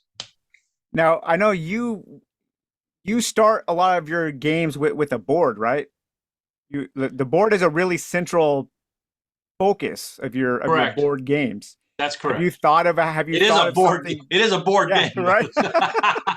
Exactly. So do you have a mental image in your mind of a fourth edition board of what you want to focus on that? Yes, I do. Yeah. But once again, what I dream up and what becomes reality can change even in my mind dramatically. So, but definitely, I want to personally, I want a big 3D city that's beautiful at night. I don't know if you've seen Freedom Five City that we put together for I have Freedom not Five. yet. I have not seen Uh, that. That's I'm not familiar with that one. Yeah. I think we almost killed the artist on that. Driving that back. Nope, nope, nope. Got to do this. Got to do this. Got to do this. But I really want I want this beautiful city that you're moving around in. And that was one of the requests I made for third edition is I want to see the buildings better and stuff like that, which they did. So I really did appreciate that Yeah. in the neighborhoods. But I still want a board I don't want to be abstract if possible, but I think it can be abstract because I think it's mostly about play. The board helps provide that experience in my opinion. So I want a really good looking board, but so in my mind, that the board is a lot like the board that we put together for Freedom Five, which Nice, nice. hopefully will come out one of these days. I mean, we've been waiting a long time for that one, Was but that kickstarted? it was kickstarted. Uh-huh. But what are we? We're 2 years late now on that. The reason being is that so much happened with it. Okay, first of all, it was $1 million Kickstarter. One of the things they did, which I think is great but terrible, it's great and terrible. It's both of those. Double-edged Is sword. Yeah, yeah, painted miniatures. Okay. Once yeah. you get to painted miniatures, you just slow down the process dramatically. Okay, and Yep, and then you throw in COVID, yep. supply chain issues, and all these other things. You end up where we're at. Okay, and then to make it more interesting is I had to come back and write some more scenarios. Some other people had to write some more scenarios because when you have a great Kickstarter, you start promising a lot of things that haven't been in the game. So I Yep. think I had 6 original comic books in the game, and I think we ended up with like 16 or 18. Oh So it's man, holy more crap. than That's a double. Okay. So I don't believe, and I don't believe in adding anything that's not real. Okay. In other words, I'm not just going to repeat one of the comics with okay, I'm not going to Gloomhaven it where I'm doing the same thing, but one monster's tougher this time. Okay. You got to have a different experience in each one of the stories. Okay. The villain's hmm really doing something else. This is going on the side. These things are changing. So, and by the way, I'm not trying to be critical of Gloomhaven. It's a great game, but one of the Oh things no, is that yeah. people told me it's got like 120, adventures in it. Yeah, it's got like 20 adventures in it where the things change, and you count them multiple times. But uh, uh, so my take on it was we had to write all these things, so that added time to it. But hopefully, with any luck, this next quarter it should finally come out, and it truly is it's not only an excellent game, but you really do get your superhero fix in it now. So, Well, that's and if you like exciting. So if you like Defenders of the Realm World, then you'll really get your fix in it. yeah, all right. Well, that's exciting because you got that on the horizon, and then also Defenders of the Realm, LA new one, version of yeah, that coming out. LA LA one, which I kind of intended to be, my kind of last hurrah on it, but I keep designing games, so I'm not going to have a last hurrah. I've decided, Not- I decided being a game designer is not what I do; it's actually who I am. So yeah. I'm just going to keep designing games, and people want to publish them, fine. If they don't want to publish them, I'm fine with that too. But I don't know if you're LA one. I think it goes on Kickstarter in the next month or so, August, September at the latest. It's basically you're a detective in a city state of LA, which is a three-tiered city. The angels are towers. Their buildings are above the clouds from the nuclear wars that's taken place. LA1 is the surface city that constantly dark, constantly ash falling, constantly radioactive rain and all different things. And then underground is where the mutants and the gangsters and all that stuff resides. So you reside on LA1 and you actually get cases to solve. And it's not a deductive game because you can replay the cases because I've made Oh, good. Yeah, yeah. multiple encounter cards for everything. And so basically you play this detective agency that's got a case to go solve, Oh, that So sounds awesome. yeah, it's and I took the mechanic in the game is not dice, which everybody will be shocked about, I Is that guess. new? Is that your first big diceless game? No, my first big diceless game was Legends of the American Frontier. Okay, and in Oh yeah, Legends of that's right. I have played that. I liked that game. I yeah, enjoyed that one. Yeah, I love neat that one little too. game. Legends of the Yeah, American Frontier had a big deck, fate deck though that yeah, you pull yeah. cards out of. But in this one here, there's a small fate deck that goes between 0 and 3, okay, of each skill. And so you shuffle it each time, or don't shuffle it. The character gets it, and you basically have to complete your things by coming to number. But the thing here's the part that's really first of all, I love the smaller fate deck better. Okay. In some ways, it's more controllable. You can spend karma to get redraws and all that kind of stuff. But here's the part I love about it. Everything in this city is trying to kill you. Okay. You got the big steam up above. They don't like any of you down there below. You've got the gangsters. You got the mutants. You've made enemies at the police department. You've got everybody who's on your case. So when you do a fate draw, you're trying, let's say you're trying to hit the number, you're trying to hit the number three. It's a small one, easy to do. Well, I'm sitting here in my hand and I've got three muscle right here. So I just play the three muscle. I'm going to automatically succeed. Here's the problem. I still do a fate draw. So if I get muscle, I keep doing a fate draw, just like Legends of American Free. If I get the fate card, I keep doing the draw. If I exceed my number by more than two, okay, then I have to put one of my tokens in heat, which means I drew attention to myself. The gangsters who Yeah. don't like me, the police who don't like me, the bad guys who don't like me are paying attention. And so You're there'll be making too much events, noise. right? You're making too many waves. So there'll be events that come Yeah. up in the game where whoever's got the most heat over there, you might get drugged down to the police station, roughed up a little bit, questioned. You might even get arrested. So there's all these different things that happen, but I really like that game. It's coming out from Trick or Treat Studios, which is kind of new to the industry. I designed this game a long time ago. One company had it. They failed during the pandemic, came back to me. Trick or Treat's got it now, but I think they're doing it. I think they've done an excellent job with it. We're just a little long in getting it out, but once we get it on Kickstarter, I think people who like my games, I think are really going to like this game. I've run it at cons, and the feedback's always the same. So if you like the whole Blade Runner, Dark World type, Dark City type thing, you'll enjoy LA1. Oh man, that sounds perfect. Yeah, I'm gonna have. I definitely. I'm glad that's on my radar now. And like all games, you can play it solo, you can play it with players. So Excellent. that's one of my rules when I design a game is it's got to be able to play it solo and feel like I can play it solo. Okay, Yeah, not just feel not like it's that I'm an running actual four guys game. over here. You Yeah, you feel like you can play it solo. excellent. Well, hey Richard, man, I really appreciate you taking the time to talk to us today. This has been super fun, and I learned a lot, and it was great to get a glimpse into your design mind and just kind of the history of. I don't know. How does it feel to be? You're kind of an important part of the history of the development of board games. Is that Oh, does Phil, that does does that sink in a lot? no, you don't really. It's like everything You else. You don't. don't really think about it when you're out there doing it. Yeah. But what I will say is, I have been, blessed by being able to interact with some of the greatest people in the industry. I just have to tell you, everybody who's added their name to Arkham Horror has been great. They've really wanted to make it better. You don't get that with every game. You don't get that with everything you deal with. But all the people I mentioned and a ton of people I haven't mentioned have made Arkham Horror what it is, and I'm appreciative to all of them, and I'm appreciative to the players. Because I tell you Yeah. what, the thing that I like best, you asked me if it rates the rate. When I go, I went to or I didn't get make it to Origins this year, but I was at Origins last year, and when I went back in where they were doing the players, where people signed up to play, and I saw them one day playing four.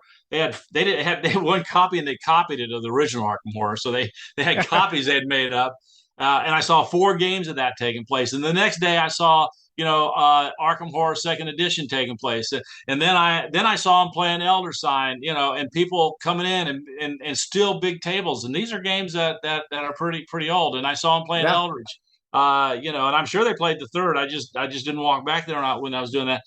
When I see people enjoying the game, that is the greatest reward I think any game designer gets is that people are enjoying your game. So. Yeah. Well, that's awesome, man. Thanks a lot. Have a great rest of your Sunday afternoon. And maybe we'll talk to you later. Maybe we'll talk during LA1 or something. I think that would be Yeah, super cool. feel free to contact me anytime, and goodbye to everybody. See you later. Thank you. All right, everybody. Well, I hope you enjoyed that interview with Richard Launius. I had so much fun talking to him. I was a little starstruck at the beginning just because he is kind of one of my game design heroes. I love so many of his games, and his games have been really an important part in my life. And so getting the chance to talk to him to hear about some of those early stories about the development of Arkham Horror First Edition and some of his other games was really, really fun for me. So, while Richard Launius was the creator of the board game Arkham Horror, we really can't say that the madness began with him. He was just a conduit. To see where the madness really began, we could go all the way back to a bit before even H.P. Lovecraft, and we could go all the way back to the 1870s. But don't worry, this isn't going to be a concise history starting with the 1870s up through the present. That would be way too long. And I'm not actually an expert on this subject at all. I'm just a guy who likes some things and likes talking about them. What I want to do is just present a bit of context and about how all of this great fiction fits within the world of these board games, or I guess you could say how these board games fit within this great world of fiction. So, with the Cthulhu mythos, there really is no official canon. And I think that's one of the best things about it. The seeds, or the spores, as it were, for the mythos predate even H.P. Lovecraft. With the work of authors like Robert W. Chambers, Lord Dunsany, Arthur Machen, and Ambrose Bierce. So Lovecraft was an incredibly well-read author, and as an influential author in his own time, he was an important link in the chain that bridged the old and the new. And while he did spawn many of the mythos' most lofty beings and ideas, he wasn't really the owner of the mythos. It's bigger than H.P. Lovecraft, and yes, it's even bigger than Old Cthulhu. So I want to read a little bit now from Lynn Carter in his excellent kind of overview of the mythos called Lovecraft, A Look Behind the Cthulhu Mythos. And this is a fantastic book. If you want to learn more about the mythos, I do highly, highly recommend this book. It's part of Lynn Carter's Ballantine Adult Fantasy series. So I want to read a little bit from the introduction here. In discussing a certain body of interconnected stories by H.P. Lovecraft and other writers, we use the word is mythos. We use the word in a special sense, which might be defined as a corpus of fictitious narratives which share as their common background a system of invented lore. Lovecraft certainly did not invent the term, and he never once used it in print, not even in his voluminous correspondence. In fact, he seems to have been completely unaware that certain of his stories could be singled out as belonging to the Cthulhu sequence. As far as he was concerned, all of his work was interconnected. The term came into use among Lovecraft's correspondents as a convenient label. No one today seems to remember who used it first, but it was most likely August Derleth, who used the term in print. Derleth himself thought it was first used in his biographical critical monograph HPL, a memoir. Published by Ben Abramson of New York in 1945. But my research has uncovered an earlier use of the word mythos to describe the story sequence, and the actual phrase, the Cthulhu mythology, used in the same manner in the Derleth Wandry introduction to The Outsider and Others, which was published in 1939. Perhaps the most unique thing about the mythos is the fact that it spread beyond Lovecraft himself. Other writers became caught up in it, wrote stories based upon it, extended and elaborated and developed the background lore which Lovecraft invented. At first, it was only some of Lovecraft's closest friends and correspondents who wrote new stories in the mythos. Writers like Clark Ashton Smith, Robert E. Howard, Frank Belknap Long, Robert Bloch, August Derleth. But before long, writers like Henry Kuttner, Gardner Fox, Hugh Cave, Manly Wade Wellman, Robert W.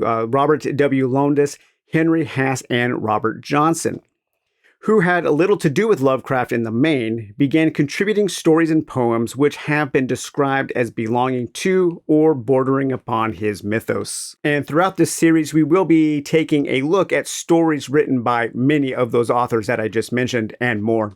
Okay, because there is no official canon or core group of stories that codifies the true source of mythos knowledge and aesthetics, there are as many truths and styles of mythos tale as there are authors who have contributed to it.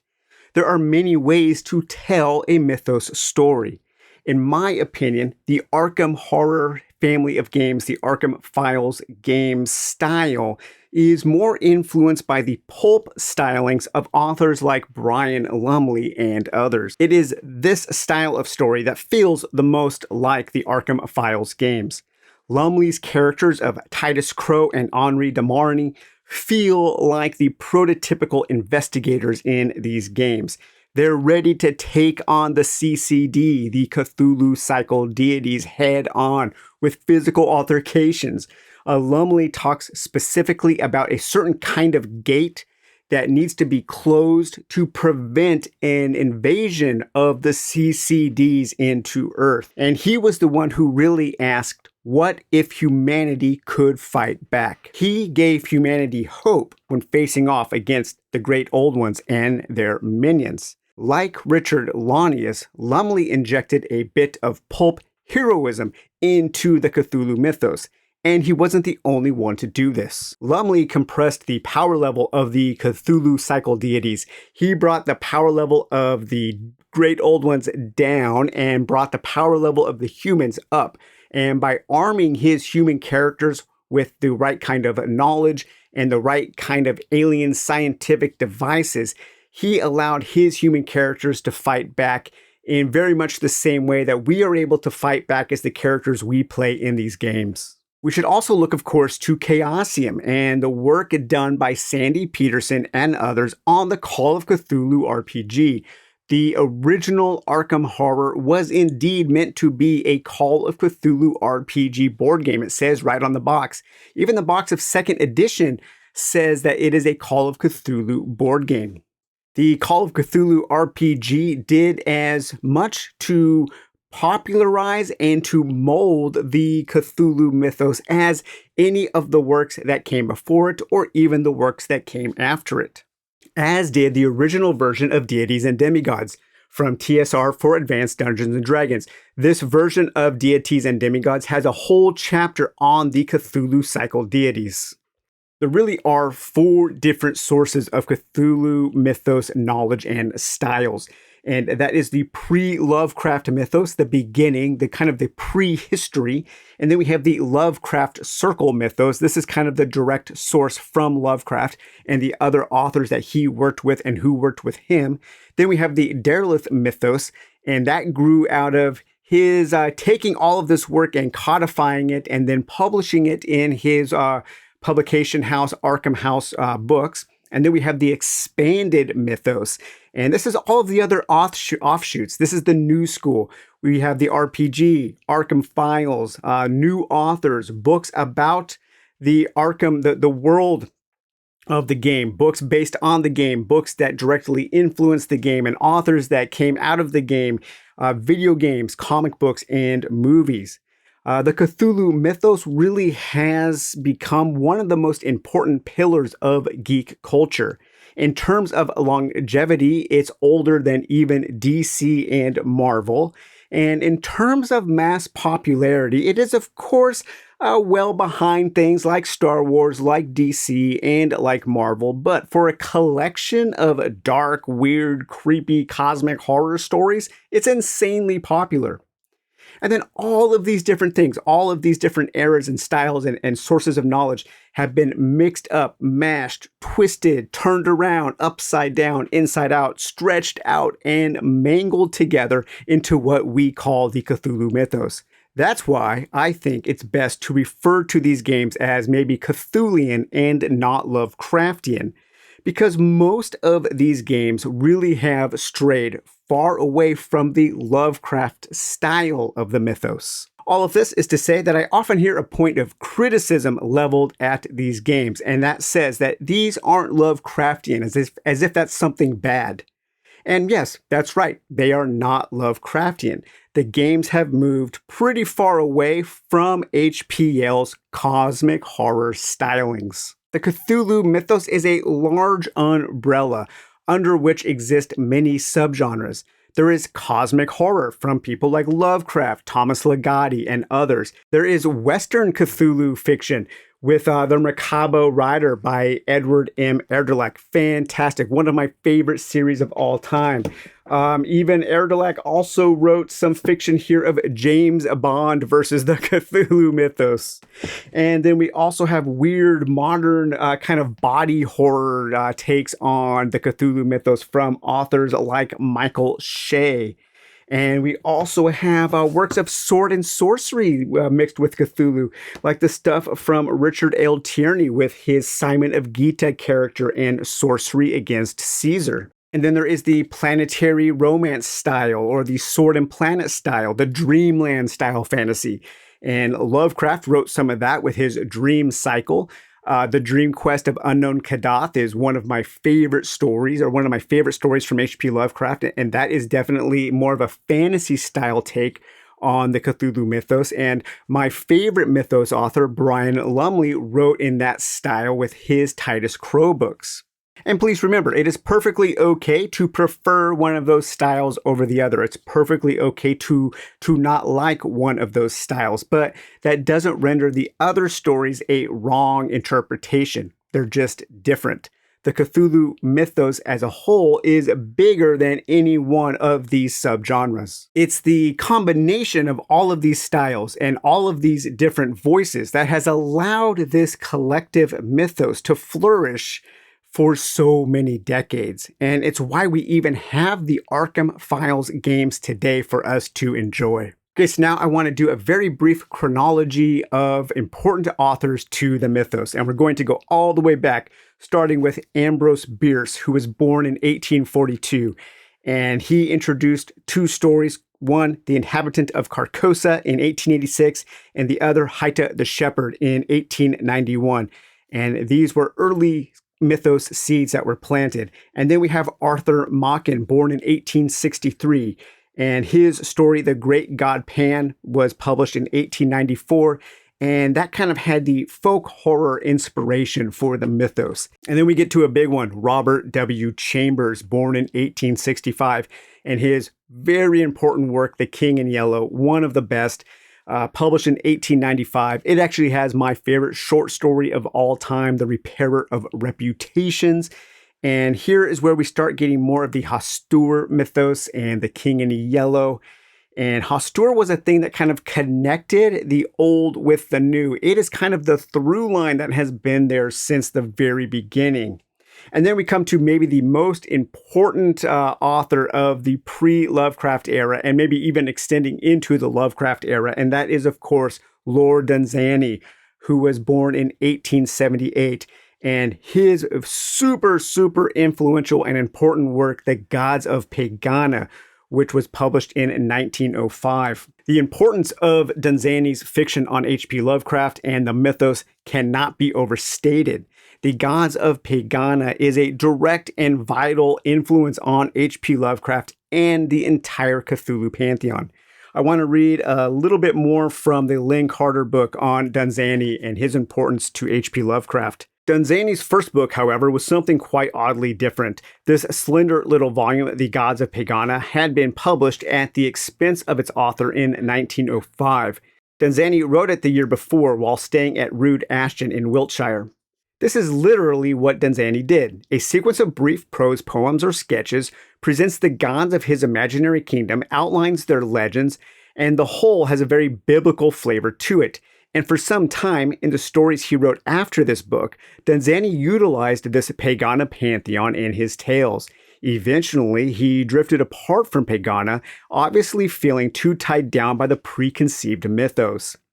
This notion fascinated Lovecraft, although it was not to turn up in his fiction in recognizable form for some years. But the basic notion of an invented mythology used as the background lore for fantasy stories intrigued him greatly, and thus was planted the seed that would eventually mature into what we call the Cthulhu mythos.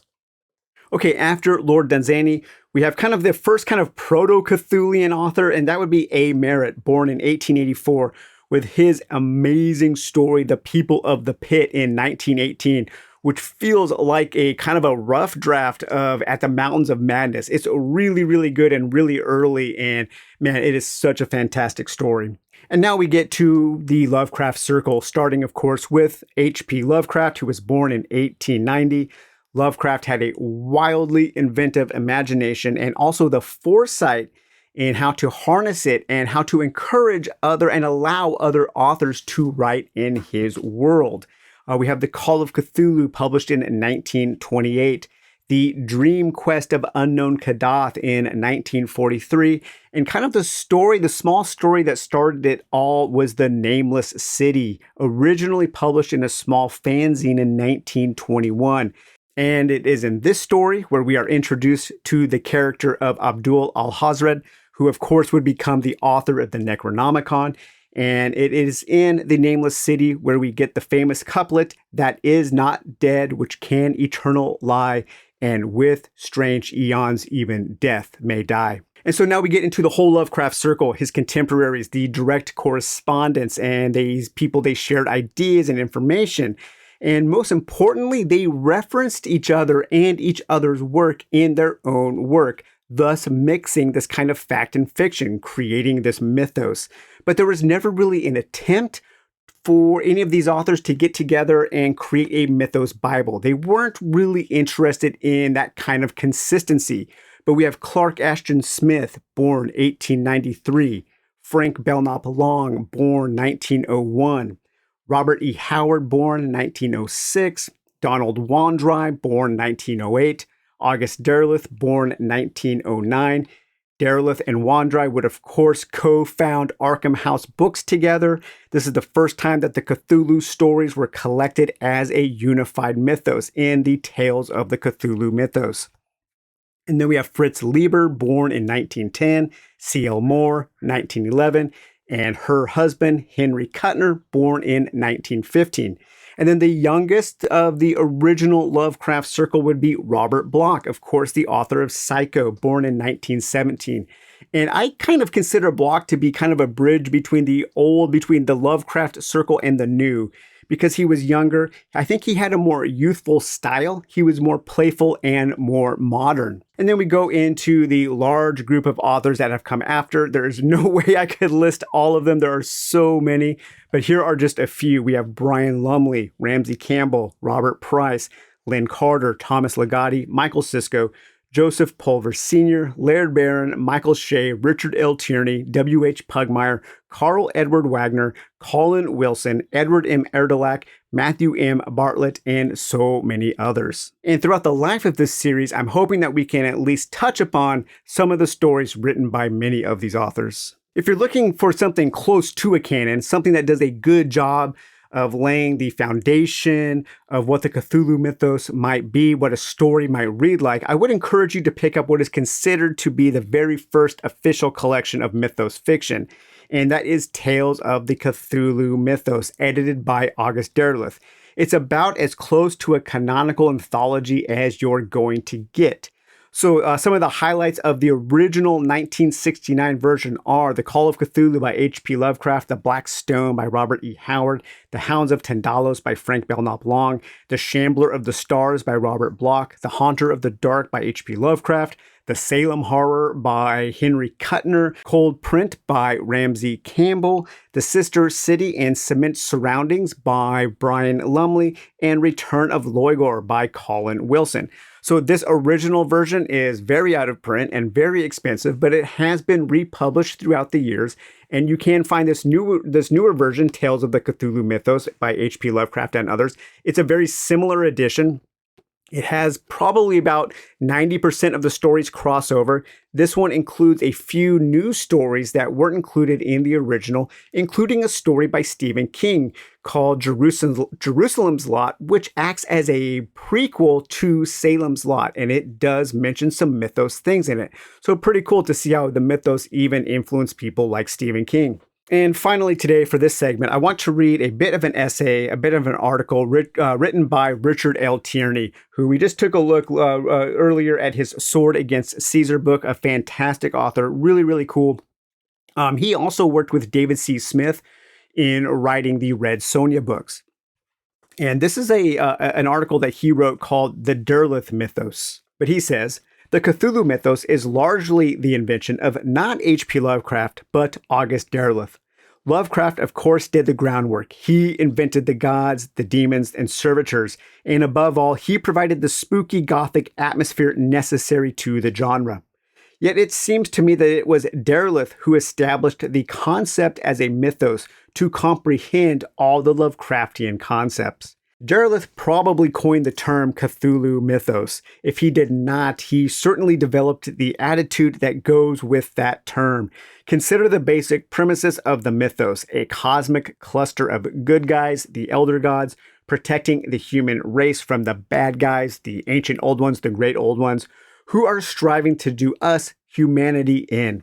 Derleth maintains that this is all a parallel of the Christian mythos, with its bad against good and with humanity the focal point of it all. Evil ancient ones are striving to take our planet from us, but the angelic elder gods always intervene in time to save us. The whole basic concept of Derleth's good versus evil mythos seems as non-Lovecraftian as anything conceivable. Lovecraft actually regarded the cosmos as basically indifferent to anthropocentric outlooks such as good and evil.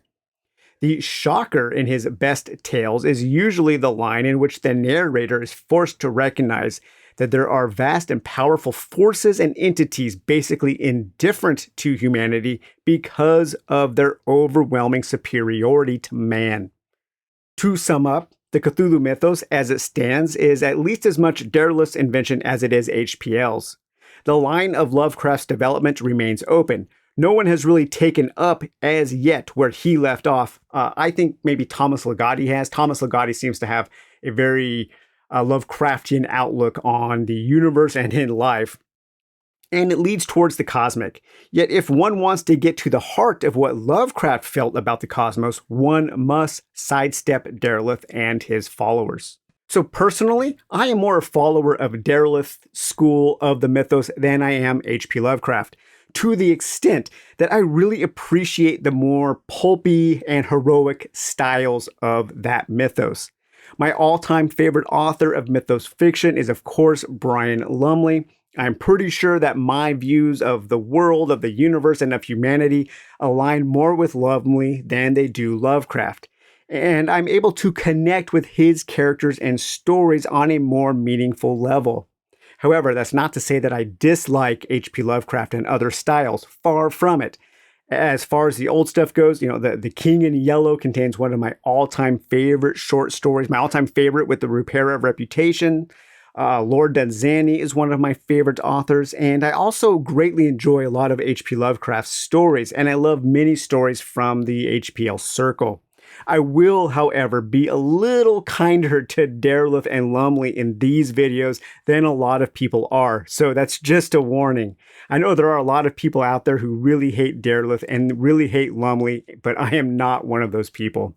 All right, so that was kind of a brief primer on the Cthulhu mythos, a little bit of a history, mentioned some stories and some books. Now let's get down to the table and take a look at Arkham Horror First Edition. All right, hey, well over an hour into the video, and look, we're finally at the table. We're finally talking about a board game. But as if you couldn't guess, this series is about a whole heck of a lot more than just the board games.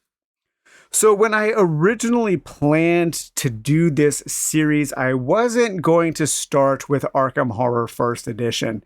Up until about a month ago, mid-2024, I had never even played the first edition. I had never even seen it in person. There is, I believe, one playthrough, and it's actually a very recent playthrough on YouTube, and that's on Paul Darcy's channel. And if you want to see a good playthrough of the game, I highly recommend going to his channel and checking it out. So we've learned a little bit about where the madness came from. Richard Launius, Lord Dunsany, H.P. Lovecraft, Lumley, and others. And now let's partake of the fruit that madness has given us. A day or so before I recorded this segment, I sat down to spend some more time with the game. And while I was looking at things, flipping through cards and reading through the manual, I was reminded of a song by one of my favorite bands, Tears for Fears. And that song is Mad World. All around me are familiar faces, worn out places, worn out faces, bright and early for their daily races, going nowhere, going nowhere. And I find it kind of funny and I find it kind of sad. The dreams in which I'm dying are the best I've ever had. I find it hard to tell you because I find it hard to take. When people run in circles, it's a very, very, very mad world. And I think that's just a perfect song for this game. We have familiar faces in some of the investigators like Jenny Barnes and Joe Diamond and Monterey Jack. We have worn out places in Arkham like City Hall, the sanitarium, the hospital, the boarding house. On the board, we have people running around in circles around the neighborhood of Arkham. And of course, when we go to Earth's dreamlands, we have the potential of dying in a dream. And yeah, that song just really struck a chord with me while I was thinking about Arkham Horror First Edition. Finally, being able to experience First Edition for myself has been kind of like playing a board game in the Dreamlands. I see faces, I hear names that I recognize, I see places that are familiar, I see items and objects that I remember, but they're all just a little bit different, a little soft around the edges. They don't appear like how I picture them, but they're familiar just the same. Going in a reverse chronological order and how one experiences something can be a bit awkward sometimes, for sure. I sometimes imagine gamers who were interested in video game like Elden Ring going all the way back to its genesis in something like Kingsfield. And that would be in for a world of shock, but they would still see that kind of familiarity. I approach my look at Arkham Horror First Edition as I might a video game demake. For those of you who are unfamiliar with a demake, they purposefully make an older version of a newer game. So that's kind of how I looked at Arkham Horror. And armed with that knowledge of what would become later, I was able to frame things properly. In the case of Arkham Horror First Edition, it's been mostly a good and positive thing, if a little bit on the expensive side. Arkham Horror First Edition has what most people would recognize from the much bigger and much more polished and infinitely more popular Second Edition. But everything is a little more primitive, a little flimsier in the cards and in the board. The board's just kind of a fold-out paper map. But everything is here, if a little bit more reductive. But what's most important is it's still really fun. And it still does a fantastic job of creating memorable moments at the table. And that's really what all good games should do. As a matter of fact, I'll never forget my first game of Arkham Horror First Edition. I actually won. I had an insanely lucky draw of initial items. And each of my 3 investigators I was playing as Jenny Barnes, Monterey Jack, and Harvey Walters. Each of them received an Elder Sign from the item deck. And through a luck of the draw of the gate cards, I was able to get every gate closed and sealed in just a few turns. It was totally wild. I probably didn't play everything correctly because the rule book, or the rule books, I should say, leave a lot to be desired. But that doesn't really matter. It was still fun and exciting, and I wanted to play more. Again, those are all good signs of a good game. Let's take a look at one thing right off the bat here, and you can kind of see the difference. Actually, I was really surprised when I first got First Edition at the size of the box. I didn't realize what a small box it would be in. For a comparison's sake, here is a Talisman expansion box from Second Edition, and you can see it's that old kind of bookshelf box size. And yeah, I was really shocked by how small it was. And one thing stood out to me on this amazing cover. Of course, we have designed by Richard Launius, and as you heard in the interview, Lynn Willis and Charlie Crank. But here we have the board game for monster hunters. And I think that's a really good clue as to signify that this is different than a Lovecraftian style mythos story. This is more focused on the action. And I think that's just having that subtitle there, I think, is a really good clue of where Launius was coming from in his attempts, and I think his successful attempts to create an adventure game, a pulp adventure game set in the world of the Cthulhu mythos. Let's take a look at the back of the box here and read a little bit about this. From beyond space and beyond time, extra, extra, extra, extra, extra mobs of monsters massively metastasize by Jabeth Mapplethorpe. Special to the Gazette. Hordes of monsters appear early this morning, making of Arkham a perilous battleground. Mayor Mapplethorpe has requested intervention by the militia. Appealing for public calm, town officials nonetheless expressed a helplessness towards the unprecedented situation. No loss of life has been confirmed. The hospital and the sanatorium acknowledged that many patients have been admitted, several more than once. Heavy property damage occurred in the Miskatonic University grounds and at the Silver Twilight Lodge.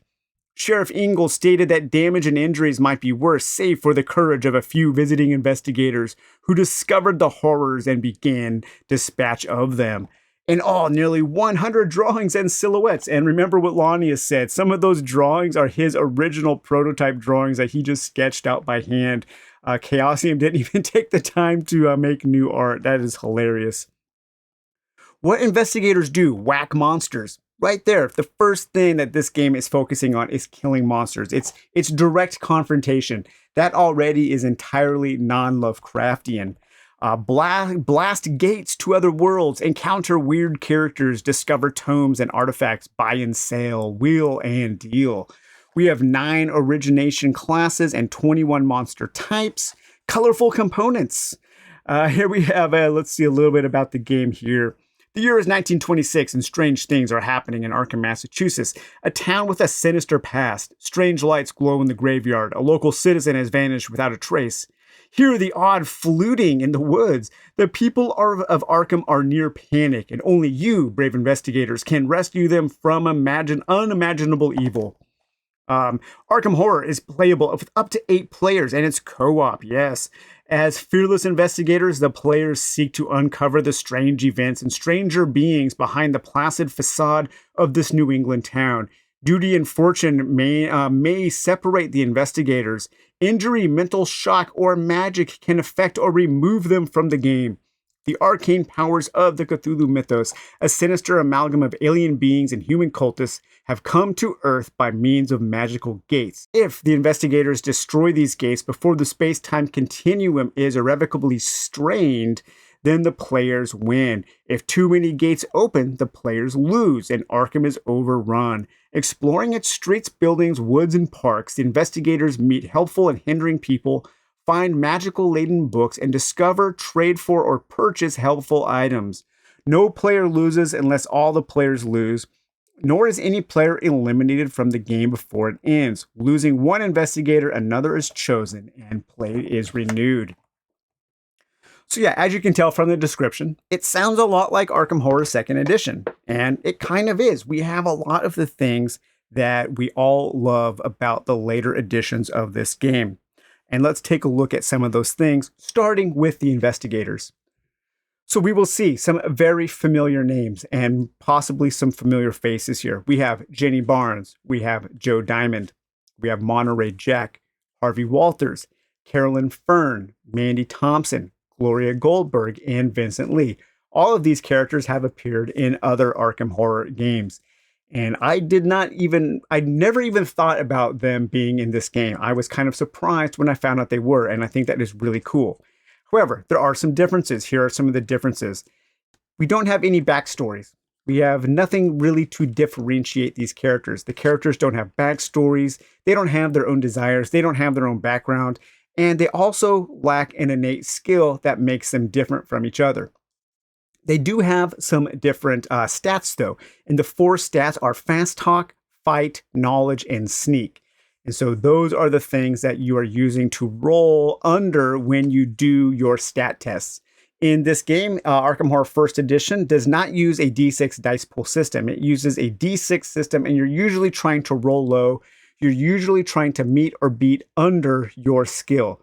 So if you were to do a fast talk check, you would have to roll a 3 or under for Jenny Barnes to do fast talk. And fast talk in this game is something that can be used when you buy something to barter and to lower the price. So her fast talk is 3, her fight is 3, her knowledge is 4, her sneak is 4. And here we have Fast Talk of Joe Diamond, 4, 5, 2, and 3 for his stats. Now, one of the only really kind of pieces of background information we get in Arkham Horror First Edition is in the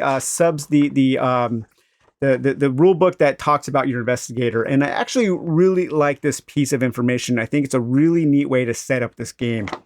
So here it says that a weary victor, you've stymied another threat from the Cthulhu mythos, but at great sacrifice. You need to rest. You go to Arkham, a peaceful college town, to recover. Little do you dream the fate of awaiting you. I think that's really cool. I love that setup. I love that these investigators in this game are already well aware of the Cthulhu mythos.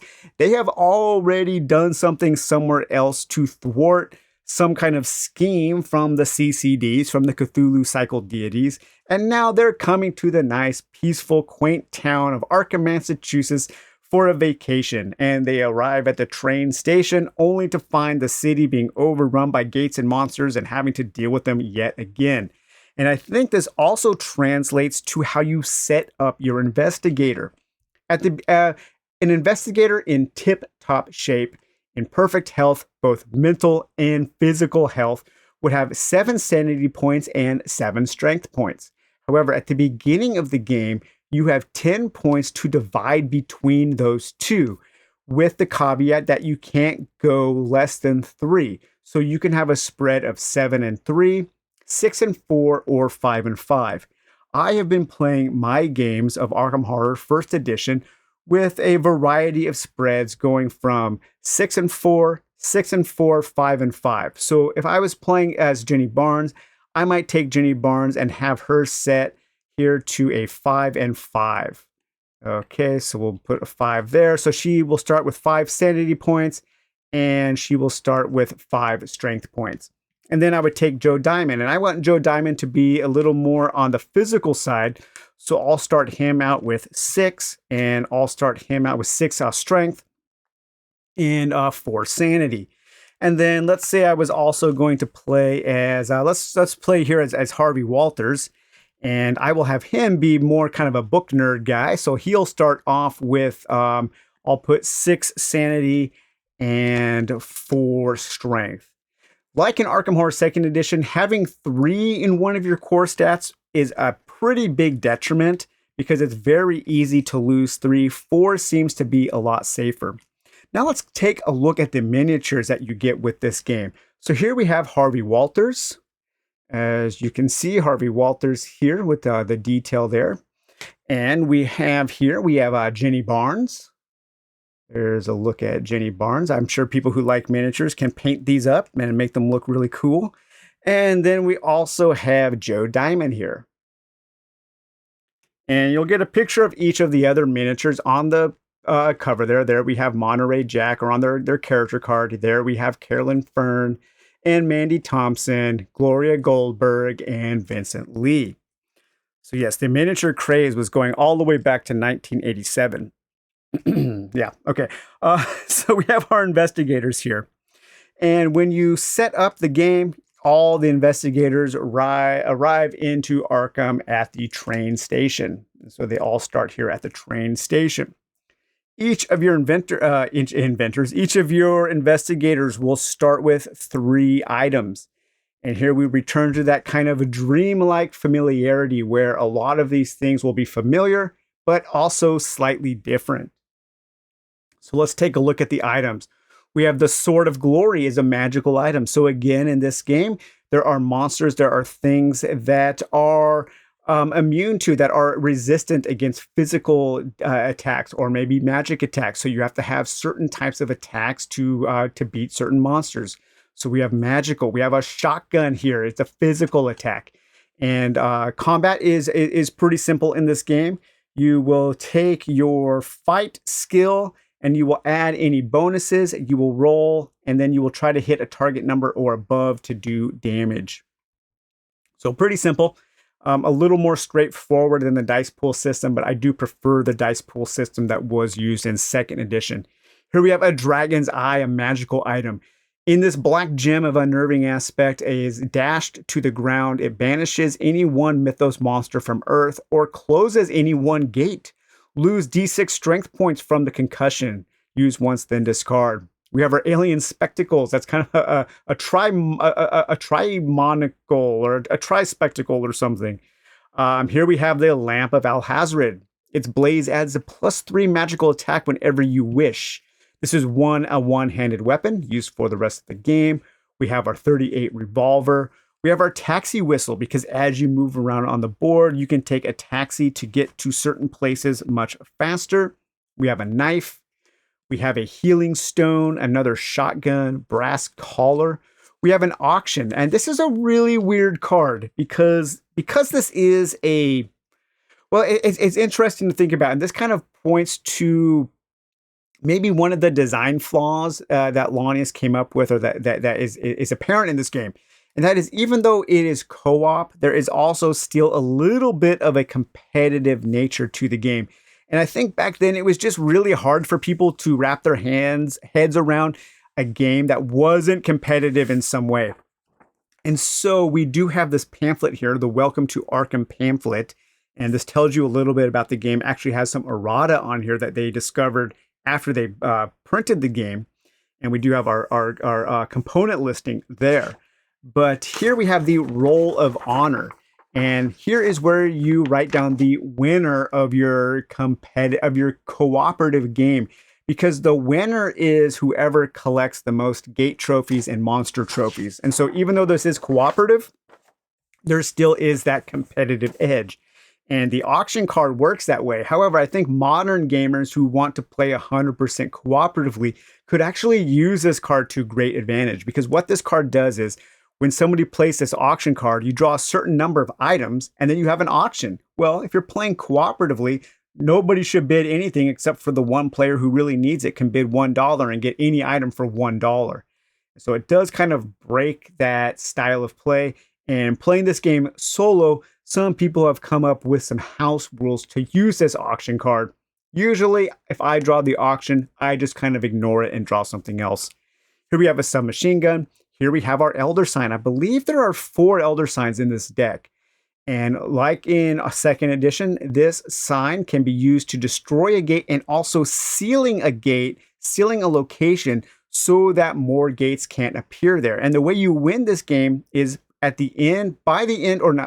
starting at the end of the second turn, you need to have all of the gates closed. And a gate opens every turn.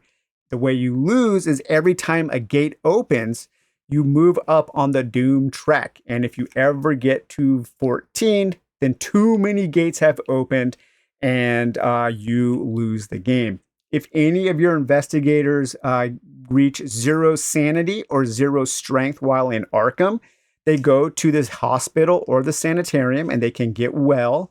If they ever lose, they go down to 0 strength or 0 sanity in the other worlds here, like in the Abyss or the other dimension, or Arlier or Yuggoth or the Earth's Dreamlands, then they perish. They get lost in time and space. They're out of the game, and the player will roll up a new character with new starting abilities, and they will start back at the train station. So we have our Elder Signs there. We have our Flute of the Outer Gods. We have our Blue Watcher of the Pyramid, another Elder Sign. The Ruby of Arlier, another auction card. The Silver Key, the Silver Bullet. A Silver Bullet is used to kill one of the monsters. You have a werewolf. We have Dynamite and 45. And yeah, so just a whole bunch of the same kind of style of items that we see in Arkham Horror 2nd Edition. And it's really cool to see where those came from. So if we give those a mix, and then let's just build out Jenny Barnes here as an example. So Jenny Barnes would start with 3 items. We'll discard the auction. She'll start with the brazened head. She'll start with an 18 a Derringer and a silver bullet. So not a great collection of starting items, but hey, sometimes you get that great collection and sometimes you don't. Characters, investigators will also start with 1 spell. And once again, we're going to see a lot of similar spells here. And to cast a spell, you roll under your knowledge stat here. So Jenny Barnes would have to roll a 4 or under to cast a spell. Here we have the Mists of Arlier, and that is to successfully avoid an enemy, to sneak past an enemy. We have the Bind monster. Banish monster from Earth. Monster attacks target or gate, so you can control the monsters to have them do your bidding. We have a Power Drain. We have the Dread Curse of Azathoth. We have Power Drain again. We have Find Gate. We have Flesh Ward and Bind Monster. Find Gate, Shriveling, Bind Monster. The Power of Ibn Ghazi. We have a Healing Spell, another Bind Monster, Mists of Arlier, the Wrist of Arlier, a Healing Spell, the Power of Ibn Gaza, Find Gate. So not a ton of variety. There was more variety in the spells, but you'll recognize a lot of them. And each of the investigators also starts with one spell. So let's see Jenny Barnes' starting spell, the Power of Ibn Gaza. It's a +7 magical attack. I have to do a successful knowledge check to cast the spell. And it also costs 1 sanity, but that gives me a +7 to attack monsters who need magical attacks to defeat them.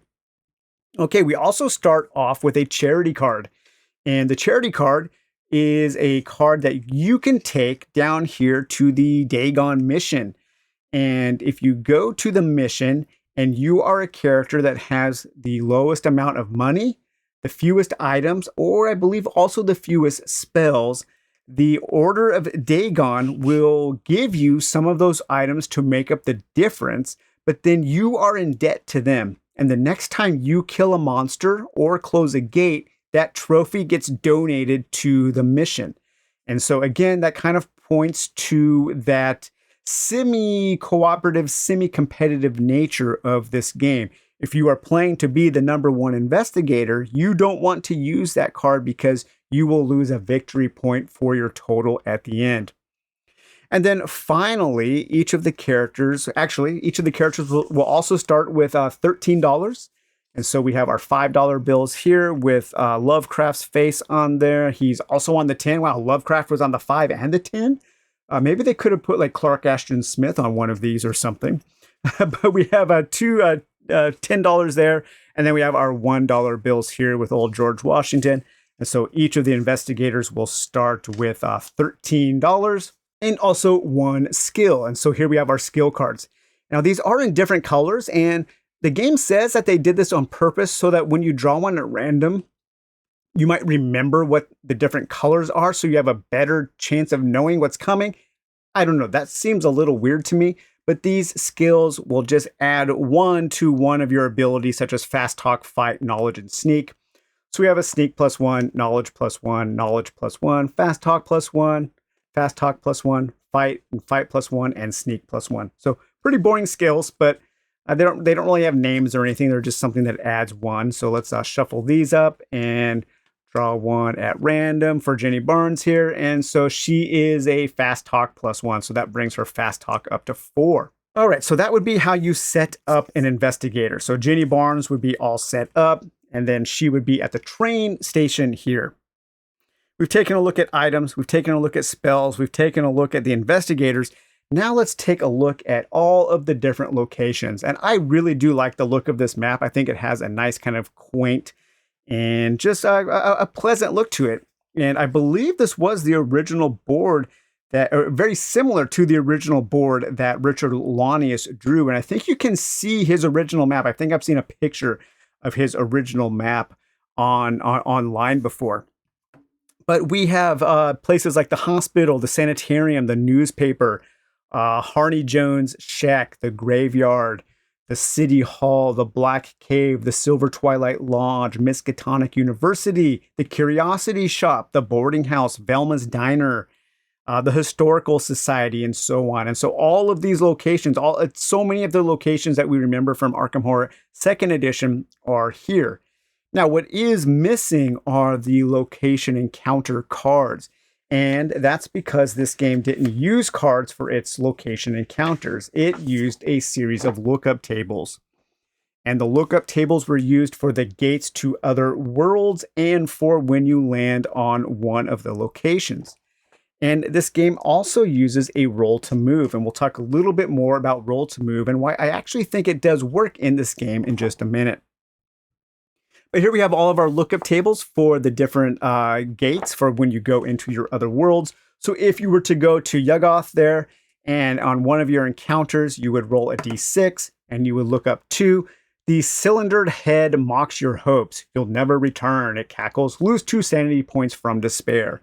And like second edition, you have 2 encounters in each other world before returning to a gate in Arkham and having the chance to close it. Now, when you land on one of the spaces, such as the City Hall, then you open up your Gazette here and you find the City Hall, and again, you roll a d6. 2. A mail clerk gives you an envelope containing payment from Enigmatics magazine. Collect $6. Very cool. So here we have all of our different lookup tables for the Black Cave, the Dagon Mission, the Boarding House, Dark's Carnival, Devil's Beach, City Hall, the Curiosity Shop, Founder's Rock, the Graveyard, Harney Jones Shack, Lake Miskatonic, the Library, the Historical Society, the Lighthouse, Miskatonic University, the Hospital, and Hibbs Roadhouse. We also have the newspaper, Silver Twilight Lodge, North Church, the train station, Velma's Diner, police station, Shunned House, the sanitarium, and the woods. And so in second edition, these would all be decks of cards. And what's interesting is they handled it very similarly in that when you go to Harney Jones Shack here, you will always roll a 6. And so you will roll a d6. So you have the opportunity to have the same encounter multiple times in a row. And that is kind of the same in Arkham Horror second edition, because you're supposed to shuffle those decks after every encounter. So you have the chance to come across the same thing more than once. Now, there was a planned expansion for Arkham Horror First Edition, and it never came out, but some of the files can be found on Board Game Geek. And some of those files introduced alternate lookup charts for all of the existing locations. And so if you get this game, you can actually print out the new lookup charts, so you will have more variety in what you're trying to do. The planned expansion, also had a different map that had different other worlds. So instead of the Abyss, another dimension, City of the Great Race, Earth's Dreamlands, the Great Hall of Solanio, the Plateau of Lang, Arlier, or Yuggoth, we had Atlantis, Carcosa, Fomalhaut, the Hall of Nyarlathotep, the Hideous Caverns, Frozen Hyperborea, Interior of the Moon, Irem, City of Pillars, the Nameless City, Saturn, the Throne of Azathoth, and Volusia. And so I guess you could play where you could just substitute these for those to have a little bit more variety, but you don't get the monsters associated to these new gates. But I think that was pretty cool that they did allow this kind of old piece of documentation to be reprinted and made available on Board Game Geek. So in addition to the investigators and the locations being similar, the monsters are also somewhat similar. And you will recognize a lot of them. What you may not recognize is the Great Old Ones. And that's because in first edition here, the Great Old Ones are not scenarios. They don't really change up the game. As a matter of fact, they are just on small tokens, just like all of the other monsters. What's different is that they are called powers. And they come out with gates, because you will draw monsters randomly from a bag. I don't have a Crown Royale bag to draw my monsters from in this game because one won't fit in the box. So I have a small bag here to put all of my monster tokens in. But let's set up a gate first, because that's what you do at the beginning of the game. You set out 1 gate and 3 random monsters. Now, my copy of the game was missing 1 gate card, so I had to make one. And the color is off a little bit, but hey, you know what? That doesn't really bother me too much. But you will shuffle up your gate cards, and then you will actually roll 2d6, and you will look at this gate appearance table just off the camera here to determine where they come from. If you roll a 7, a gate will appear at Founder's Rock. So Founder's Rock is kind of the most unstable location in first edition. And you will also have extra monsters. So you have a really good chance of hitting Founder's Rock. But let's see where our first gate would show up. 4. So if we look up 4, it will show up at the lighthouse. And the lighthouse is right here. So we will draw our gate. We don't know where that goes until we investigate it. So we put a gate token or a gate card right here on the lighthouse. And then we would draw 3 monsters at random. But if we return back to the goos, back to the great old ones, those are represented by these black tokens, and they're called powers. And they don't move, they just protect gates. They are gate guardians. And when you destroy the gate that they are guarding, then they get sent back to that realm. And so as far as the goos go, we have Ithaquah, we have Ganatanothwa, we have Yog-Sothoth, Cthulhu, and Shub-Niggurath. So those are the great old ones. And again, they are just gate guardians. And then we also have our kind of standard creepy monsters, and those are represented by these black tokens here. And so we have things like the Maniac, we have a vampire, we have a ghost, we have a werewolf, another Maniac, another ghost, a Maniac, and a zombie. And so these will all get thrown into the bag to draw randomly. Now, if you look at the monsters here, and this is a little fiddly. This is where first edition is a little fiddly and how the monsters move. They will have a facing corner. So the monster moves around the board towards that arrow that it's facing, and it has a direction that it wants to turn when it reaches a crossroads, when it reaches a junction. And the Maniac here will always turn towards the right, towards that circle, and it moves 5 places. So if the let's say that the Maniac was here on this taxi space, it was the Mythos turn. We have to move our monsters. We would move the Maniac 5. So 1, 2. Now it comes to this junction and it turns right. So 2, 3, 4, and again it turns right. 5. And so that is how the monster, how the Maniac would move around the board. Some monsters turn left, some monsters turn right. Sometimes that traps monsters in a little area, in a corner. So a monster might be guarding just this area or guarding just this part of the neighborhood or maybe just this part. Sometimes they wander more aimlessly around. I think that's pretty cool. It's a little fiddly to keep track of, but it does make it so the monsters do have a rudimentary form of AI that keeps them moving around. And that kind of points to why I think that the roll to move works in this game. Because almost all of the monsters, except for, I think, the Hounds of Tindalos, they stay out of the locations. The monsters don't move into locations. Guardians, the powers, they will stay at the locations. Cthulhu does not walk around the streets of Arkham. Neither does Yog-Sothoth. Although I think that would be pretty funny if Cthulhu was just kind of stomping around Arkham there. But you really want to race from one location to the next. You don't want to be caught in the streets of Arkham in this game because you will get attacked by a lot of monsters. And I think rolling to move kind of simulates the danger of moving from one location to the next to avoid that kind of peril. So that's why I do think that roll to move does kind of work here.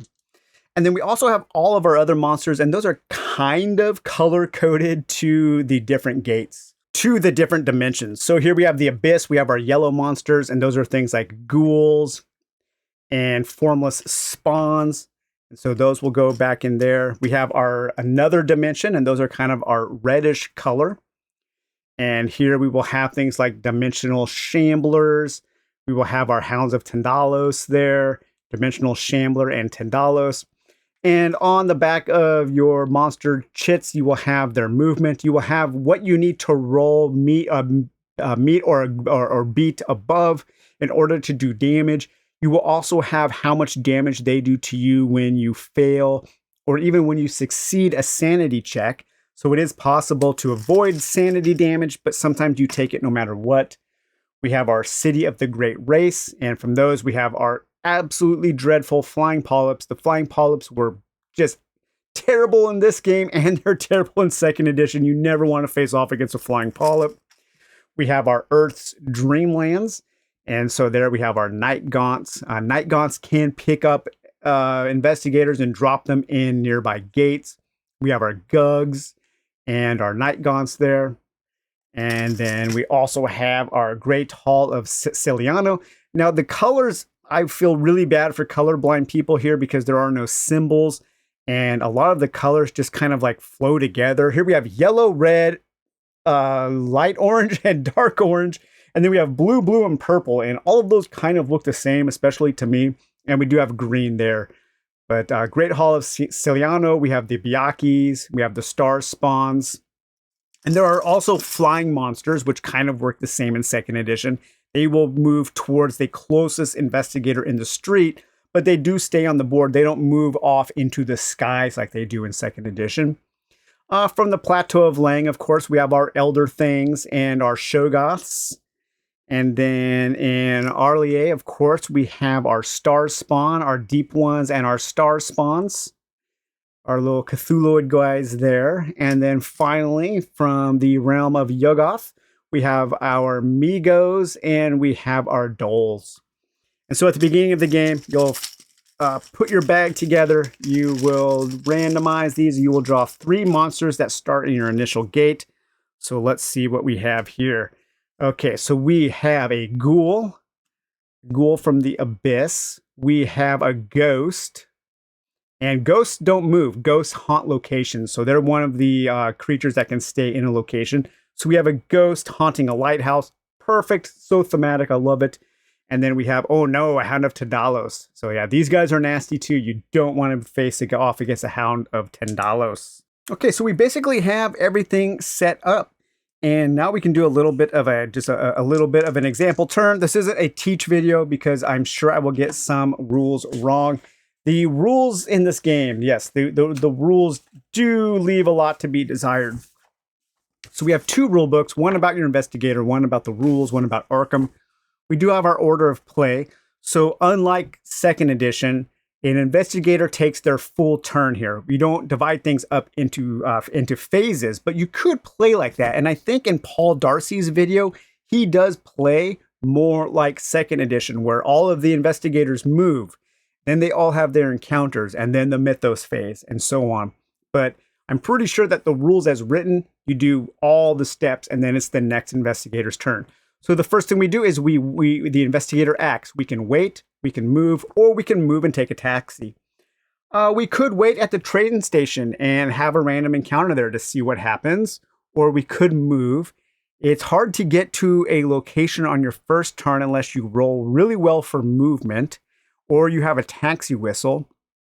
One of the things you want to do, one of the strategies, is the outer locations are a little more unstable. So you have a better chance of things appearing in some of the outer locations.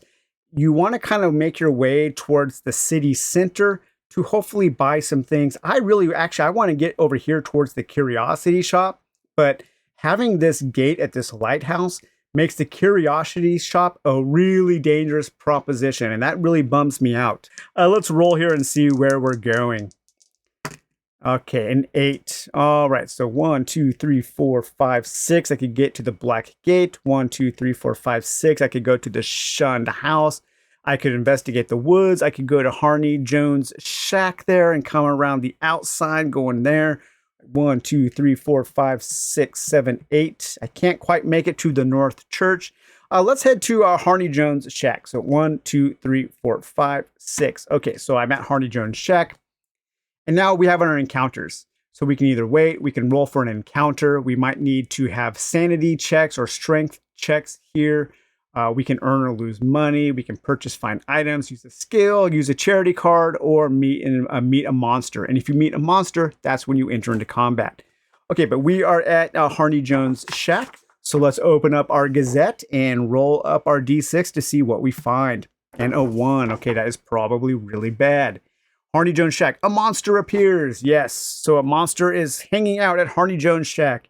And so when a monster appears, you draw a random monster. And what do we have here? We have a dimensional shambler. And so we would have to fight this dimensional shambler now. Because the monster appeared, it doesn't actually stay on the board. We go through our rounds of combat, or I can sneak by it and avoid it because it doesn't have ambush or anything like that.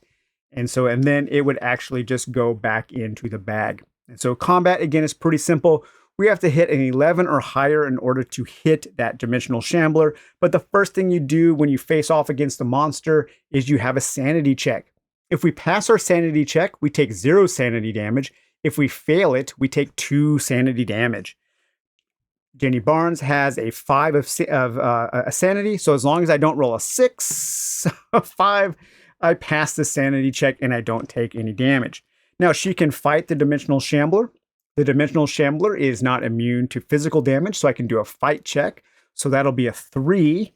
And let's see, do I have any weapons? I do have my Derringer, which gives me a +2, so that's a 5. If I was fighting against a werewolf, I could discard my silver bullet to kill the werewolf.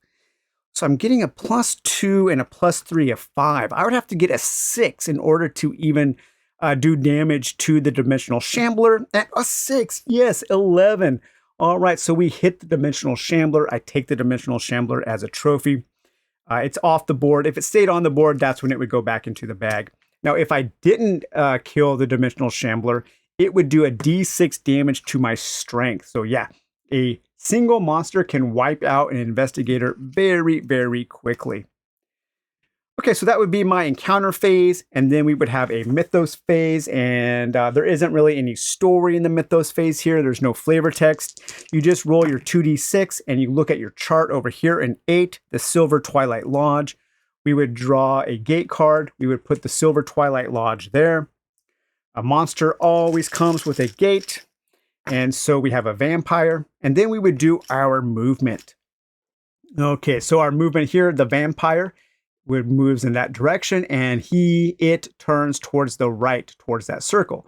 So it moves 5. It would go 1, turning right, 2, 3, 4, 5. Okay, then down here, our ghoul turns right, and it moves 6 spaces. So it comes out of the lighthouse. 1, 2, 3, 4, 5, 6, like that. Our flyer here just moves towards the investigator on a street. And so I'm a little unclear about how these guys move if there are no investigators on the streets. And so I think they just kind of move towards the investigator that's at a location, and they are moving 8. So 1, 2, 3, 4, 5, 6, 7, 8. And then finally, our ghost stays haunting its lighthouse. That's where the ghost lives. So unfortunately, we'll have to deal with that ghost. Let's fast forward a bit and say that I was over here at the Silver Twilight Lodge, and I was moving in, and I wanted to close this gate. I wanted to investigate the gate. On your encounter phase, you would turn the gate over, and this is a gate to the City of the Great Race. And this takes a 13 or higher to destroy, and you do that just as the same with combat, but you can add bonuses and you can add die rolls, and you have to get a 13 or higher to destroy or use an Elder Sign. But once you find the gate, then you're teleported to the first space of that other world. And so we are going to the City of the Great Race, which is at here, and we are at spot number 2. And then we have an encounter in the other world. And again, you turn to your Arkham Gazette, and I would be in the City of the Great Race here. And a 4. The canonical entity teaches you a spell. Draw a spell card. Nice. All right. So I would get the Bind Monster spell. Very powerful.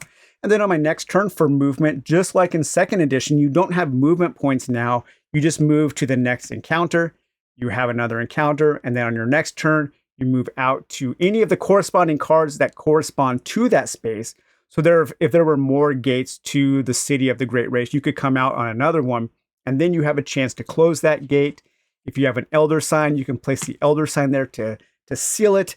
And then every time you draw a new gate, you move up on the Doom of Arkham. And there is a limit to how many gates can appear per player, count, and total. So if you ever get to 14 here on the Doom track, you lose the game. And your main goal is to just close the gates. And that's how you win. Starting at the end of the 2nd turn, you want to have all of the gates closed. And that is how you win the game. So overall, I was surprised by how much I enjoyed my time with this. But I don't think I would encourage most people to seek it out and pay those collector's prices. As a matter of fact, I bet with some clever Google foo, you could probably find the things you need online to create your own DIY copy. And it would probably be as good, if not better quality. But there is a lot to like about Arkham Horror 1st Edition. And I'm really happy that I decided to start this series with this game. And I'm very happy that this game is now part of my collection. At first, I wasn't sure if I would ever play this game in lieu of second edition or Eldritch Horror or Elder Sign. You know, it is so old, it is kind of archaic, it is primitive, it is simple and reductive, but it's still really fun. I think this game has kind of a different feel than the other games. It's smaller, it's easier to set up, it's faster playing, and it's not nearly as fiddly as the other games. And so I think there are times in the future where when I want to play an Arkham Files game, I would actually choose first edition over second edition. However, I still like second edition a lot more because I enjoy that art and that they used in the Fantasy Flight games. And I like just, it has an abundance of stuff that is super cool. I like Eldritch Horror more. I do like Elder Sign more and the other games more, but I'm so happy to have this as part of my collection and just kind of this historical piece of gaming history here. It also comes with a few other things. We have a Chaos Inquirer. This is a 1989 winter product list. So we have some things. I love seeing these old advertisements. We have the Miskatonic U graduate kit that you could buy for $9.95. And we also have some more errata there for some certain things. They talk about some of the colors and how they weren't able to get the colors to match because as you close certain gates, monsters of that color also get destroyed. And with some of the monsters, some of the chits, it's really hard to tell what color they actually are. But yeah, overall, I am very happy with Arkham Horror First Edition. I'm so happy that I got the opportunity to experience this game. It's one that I've known about for a long time. And I just feel very happy that I was able to experience this kind of piece of gaming history and to see where the board game style of Call of Cthulhu, of the Cthulhu mythos began, and to see the seeds that Richard Launius planted here and how those seeds would grow and flourish into second edition and to all these other games has been a really, really great time. So, all right, you guys. Well, I hope you enjoyed this super epic first episode of the Arkham Horror Retrospective. We will see you next time. Take it easy. Bye bye.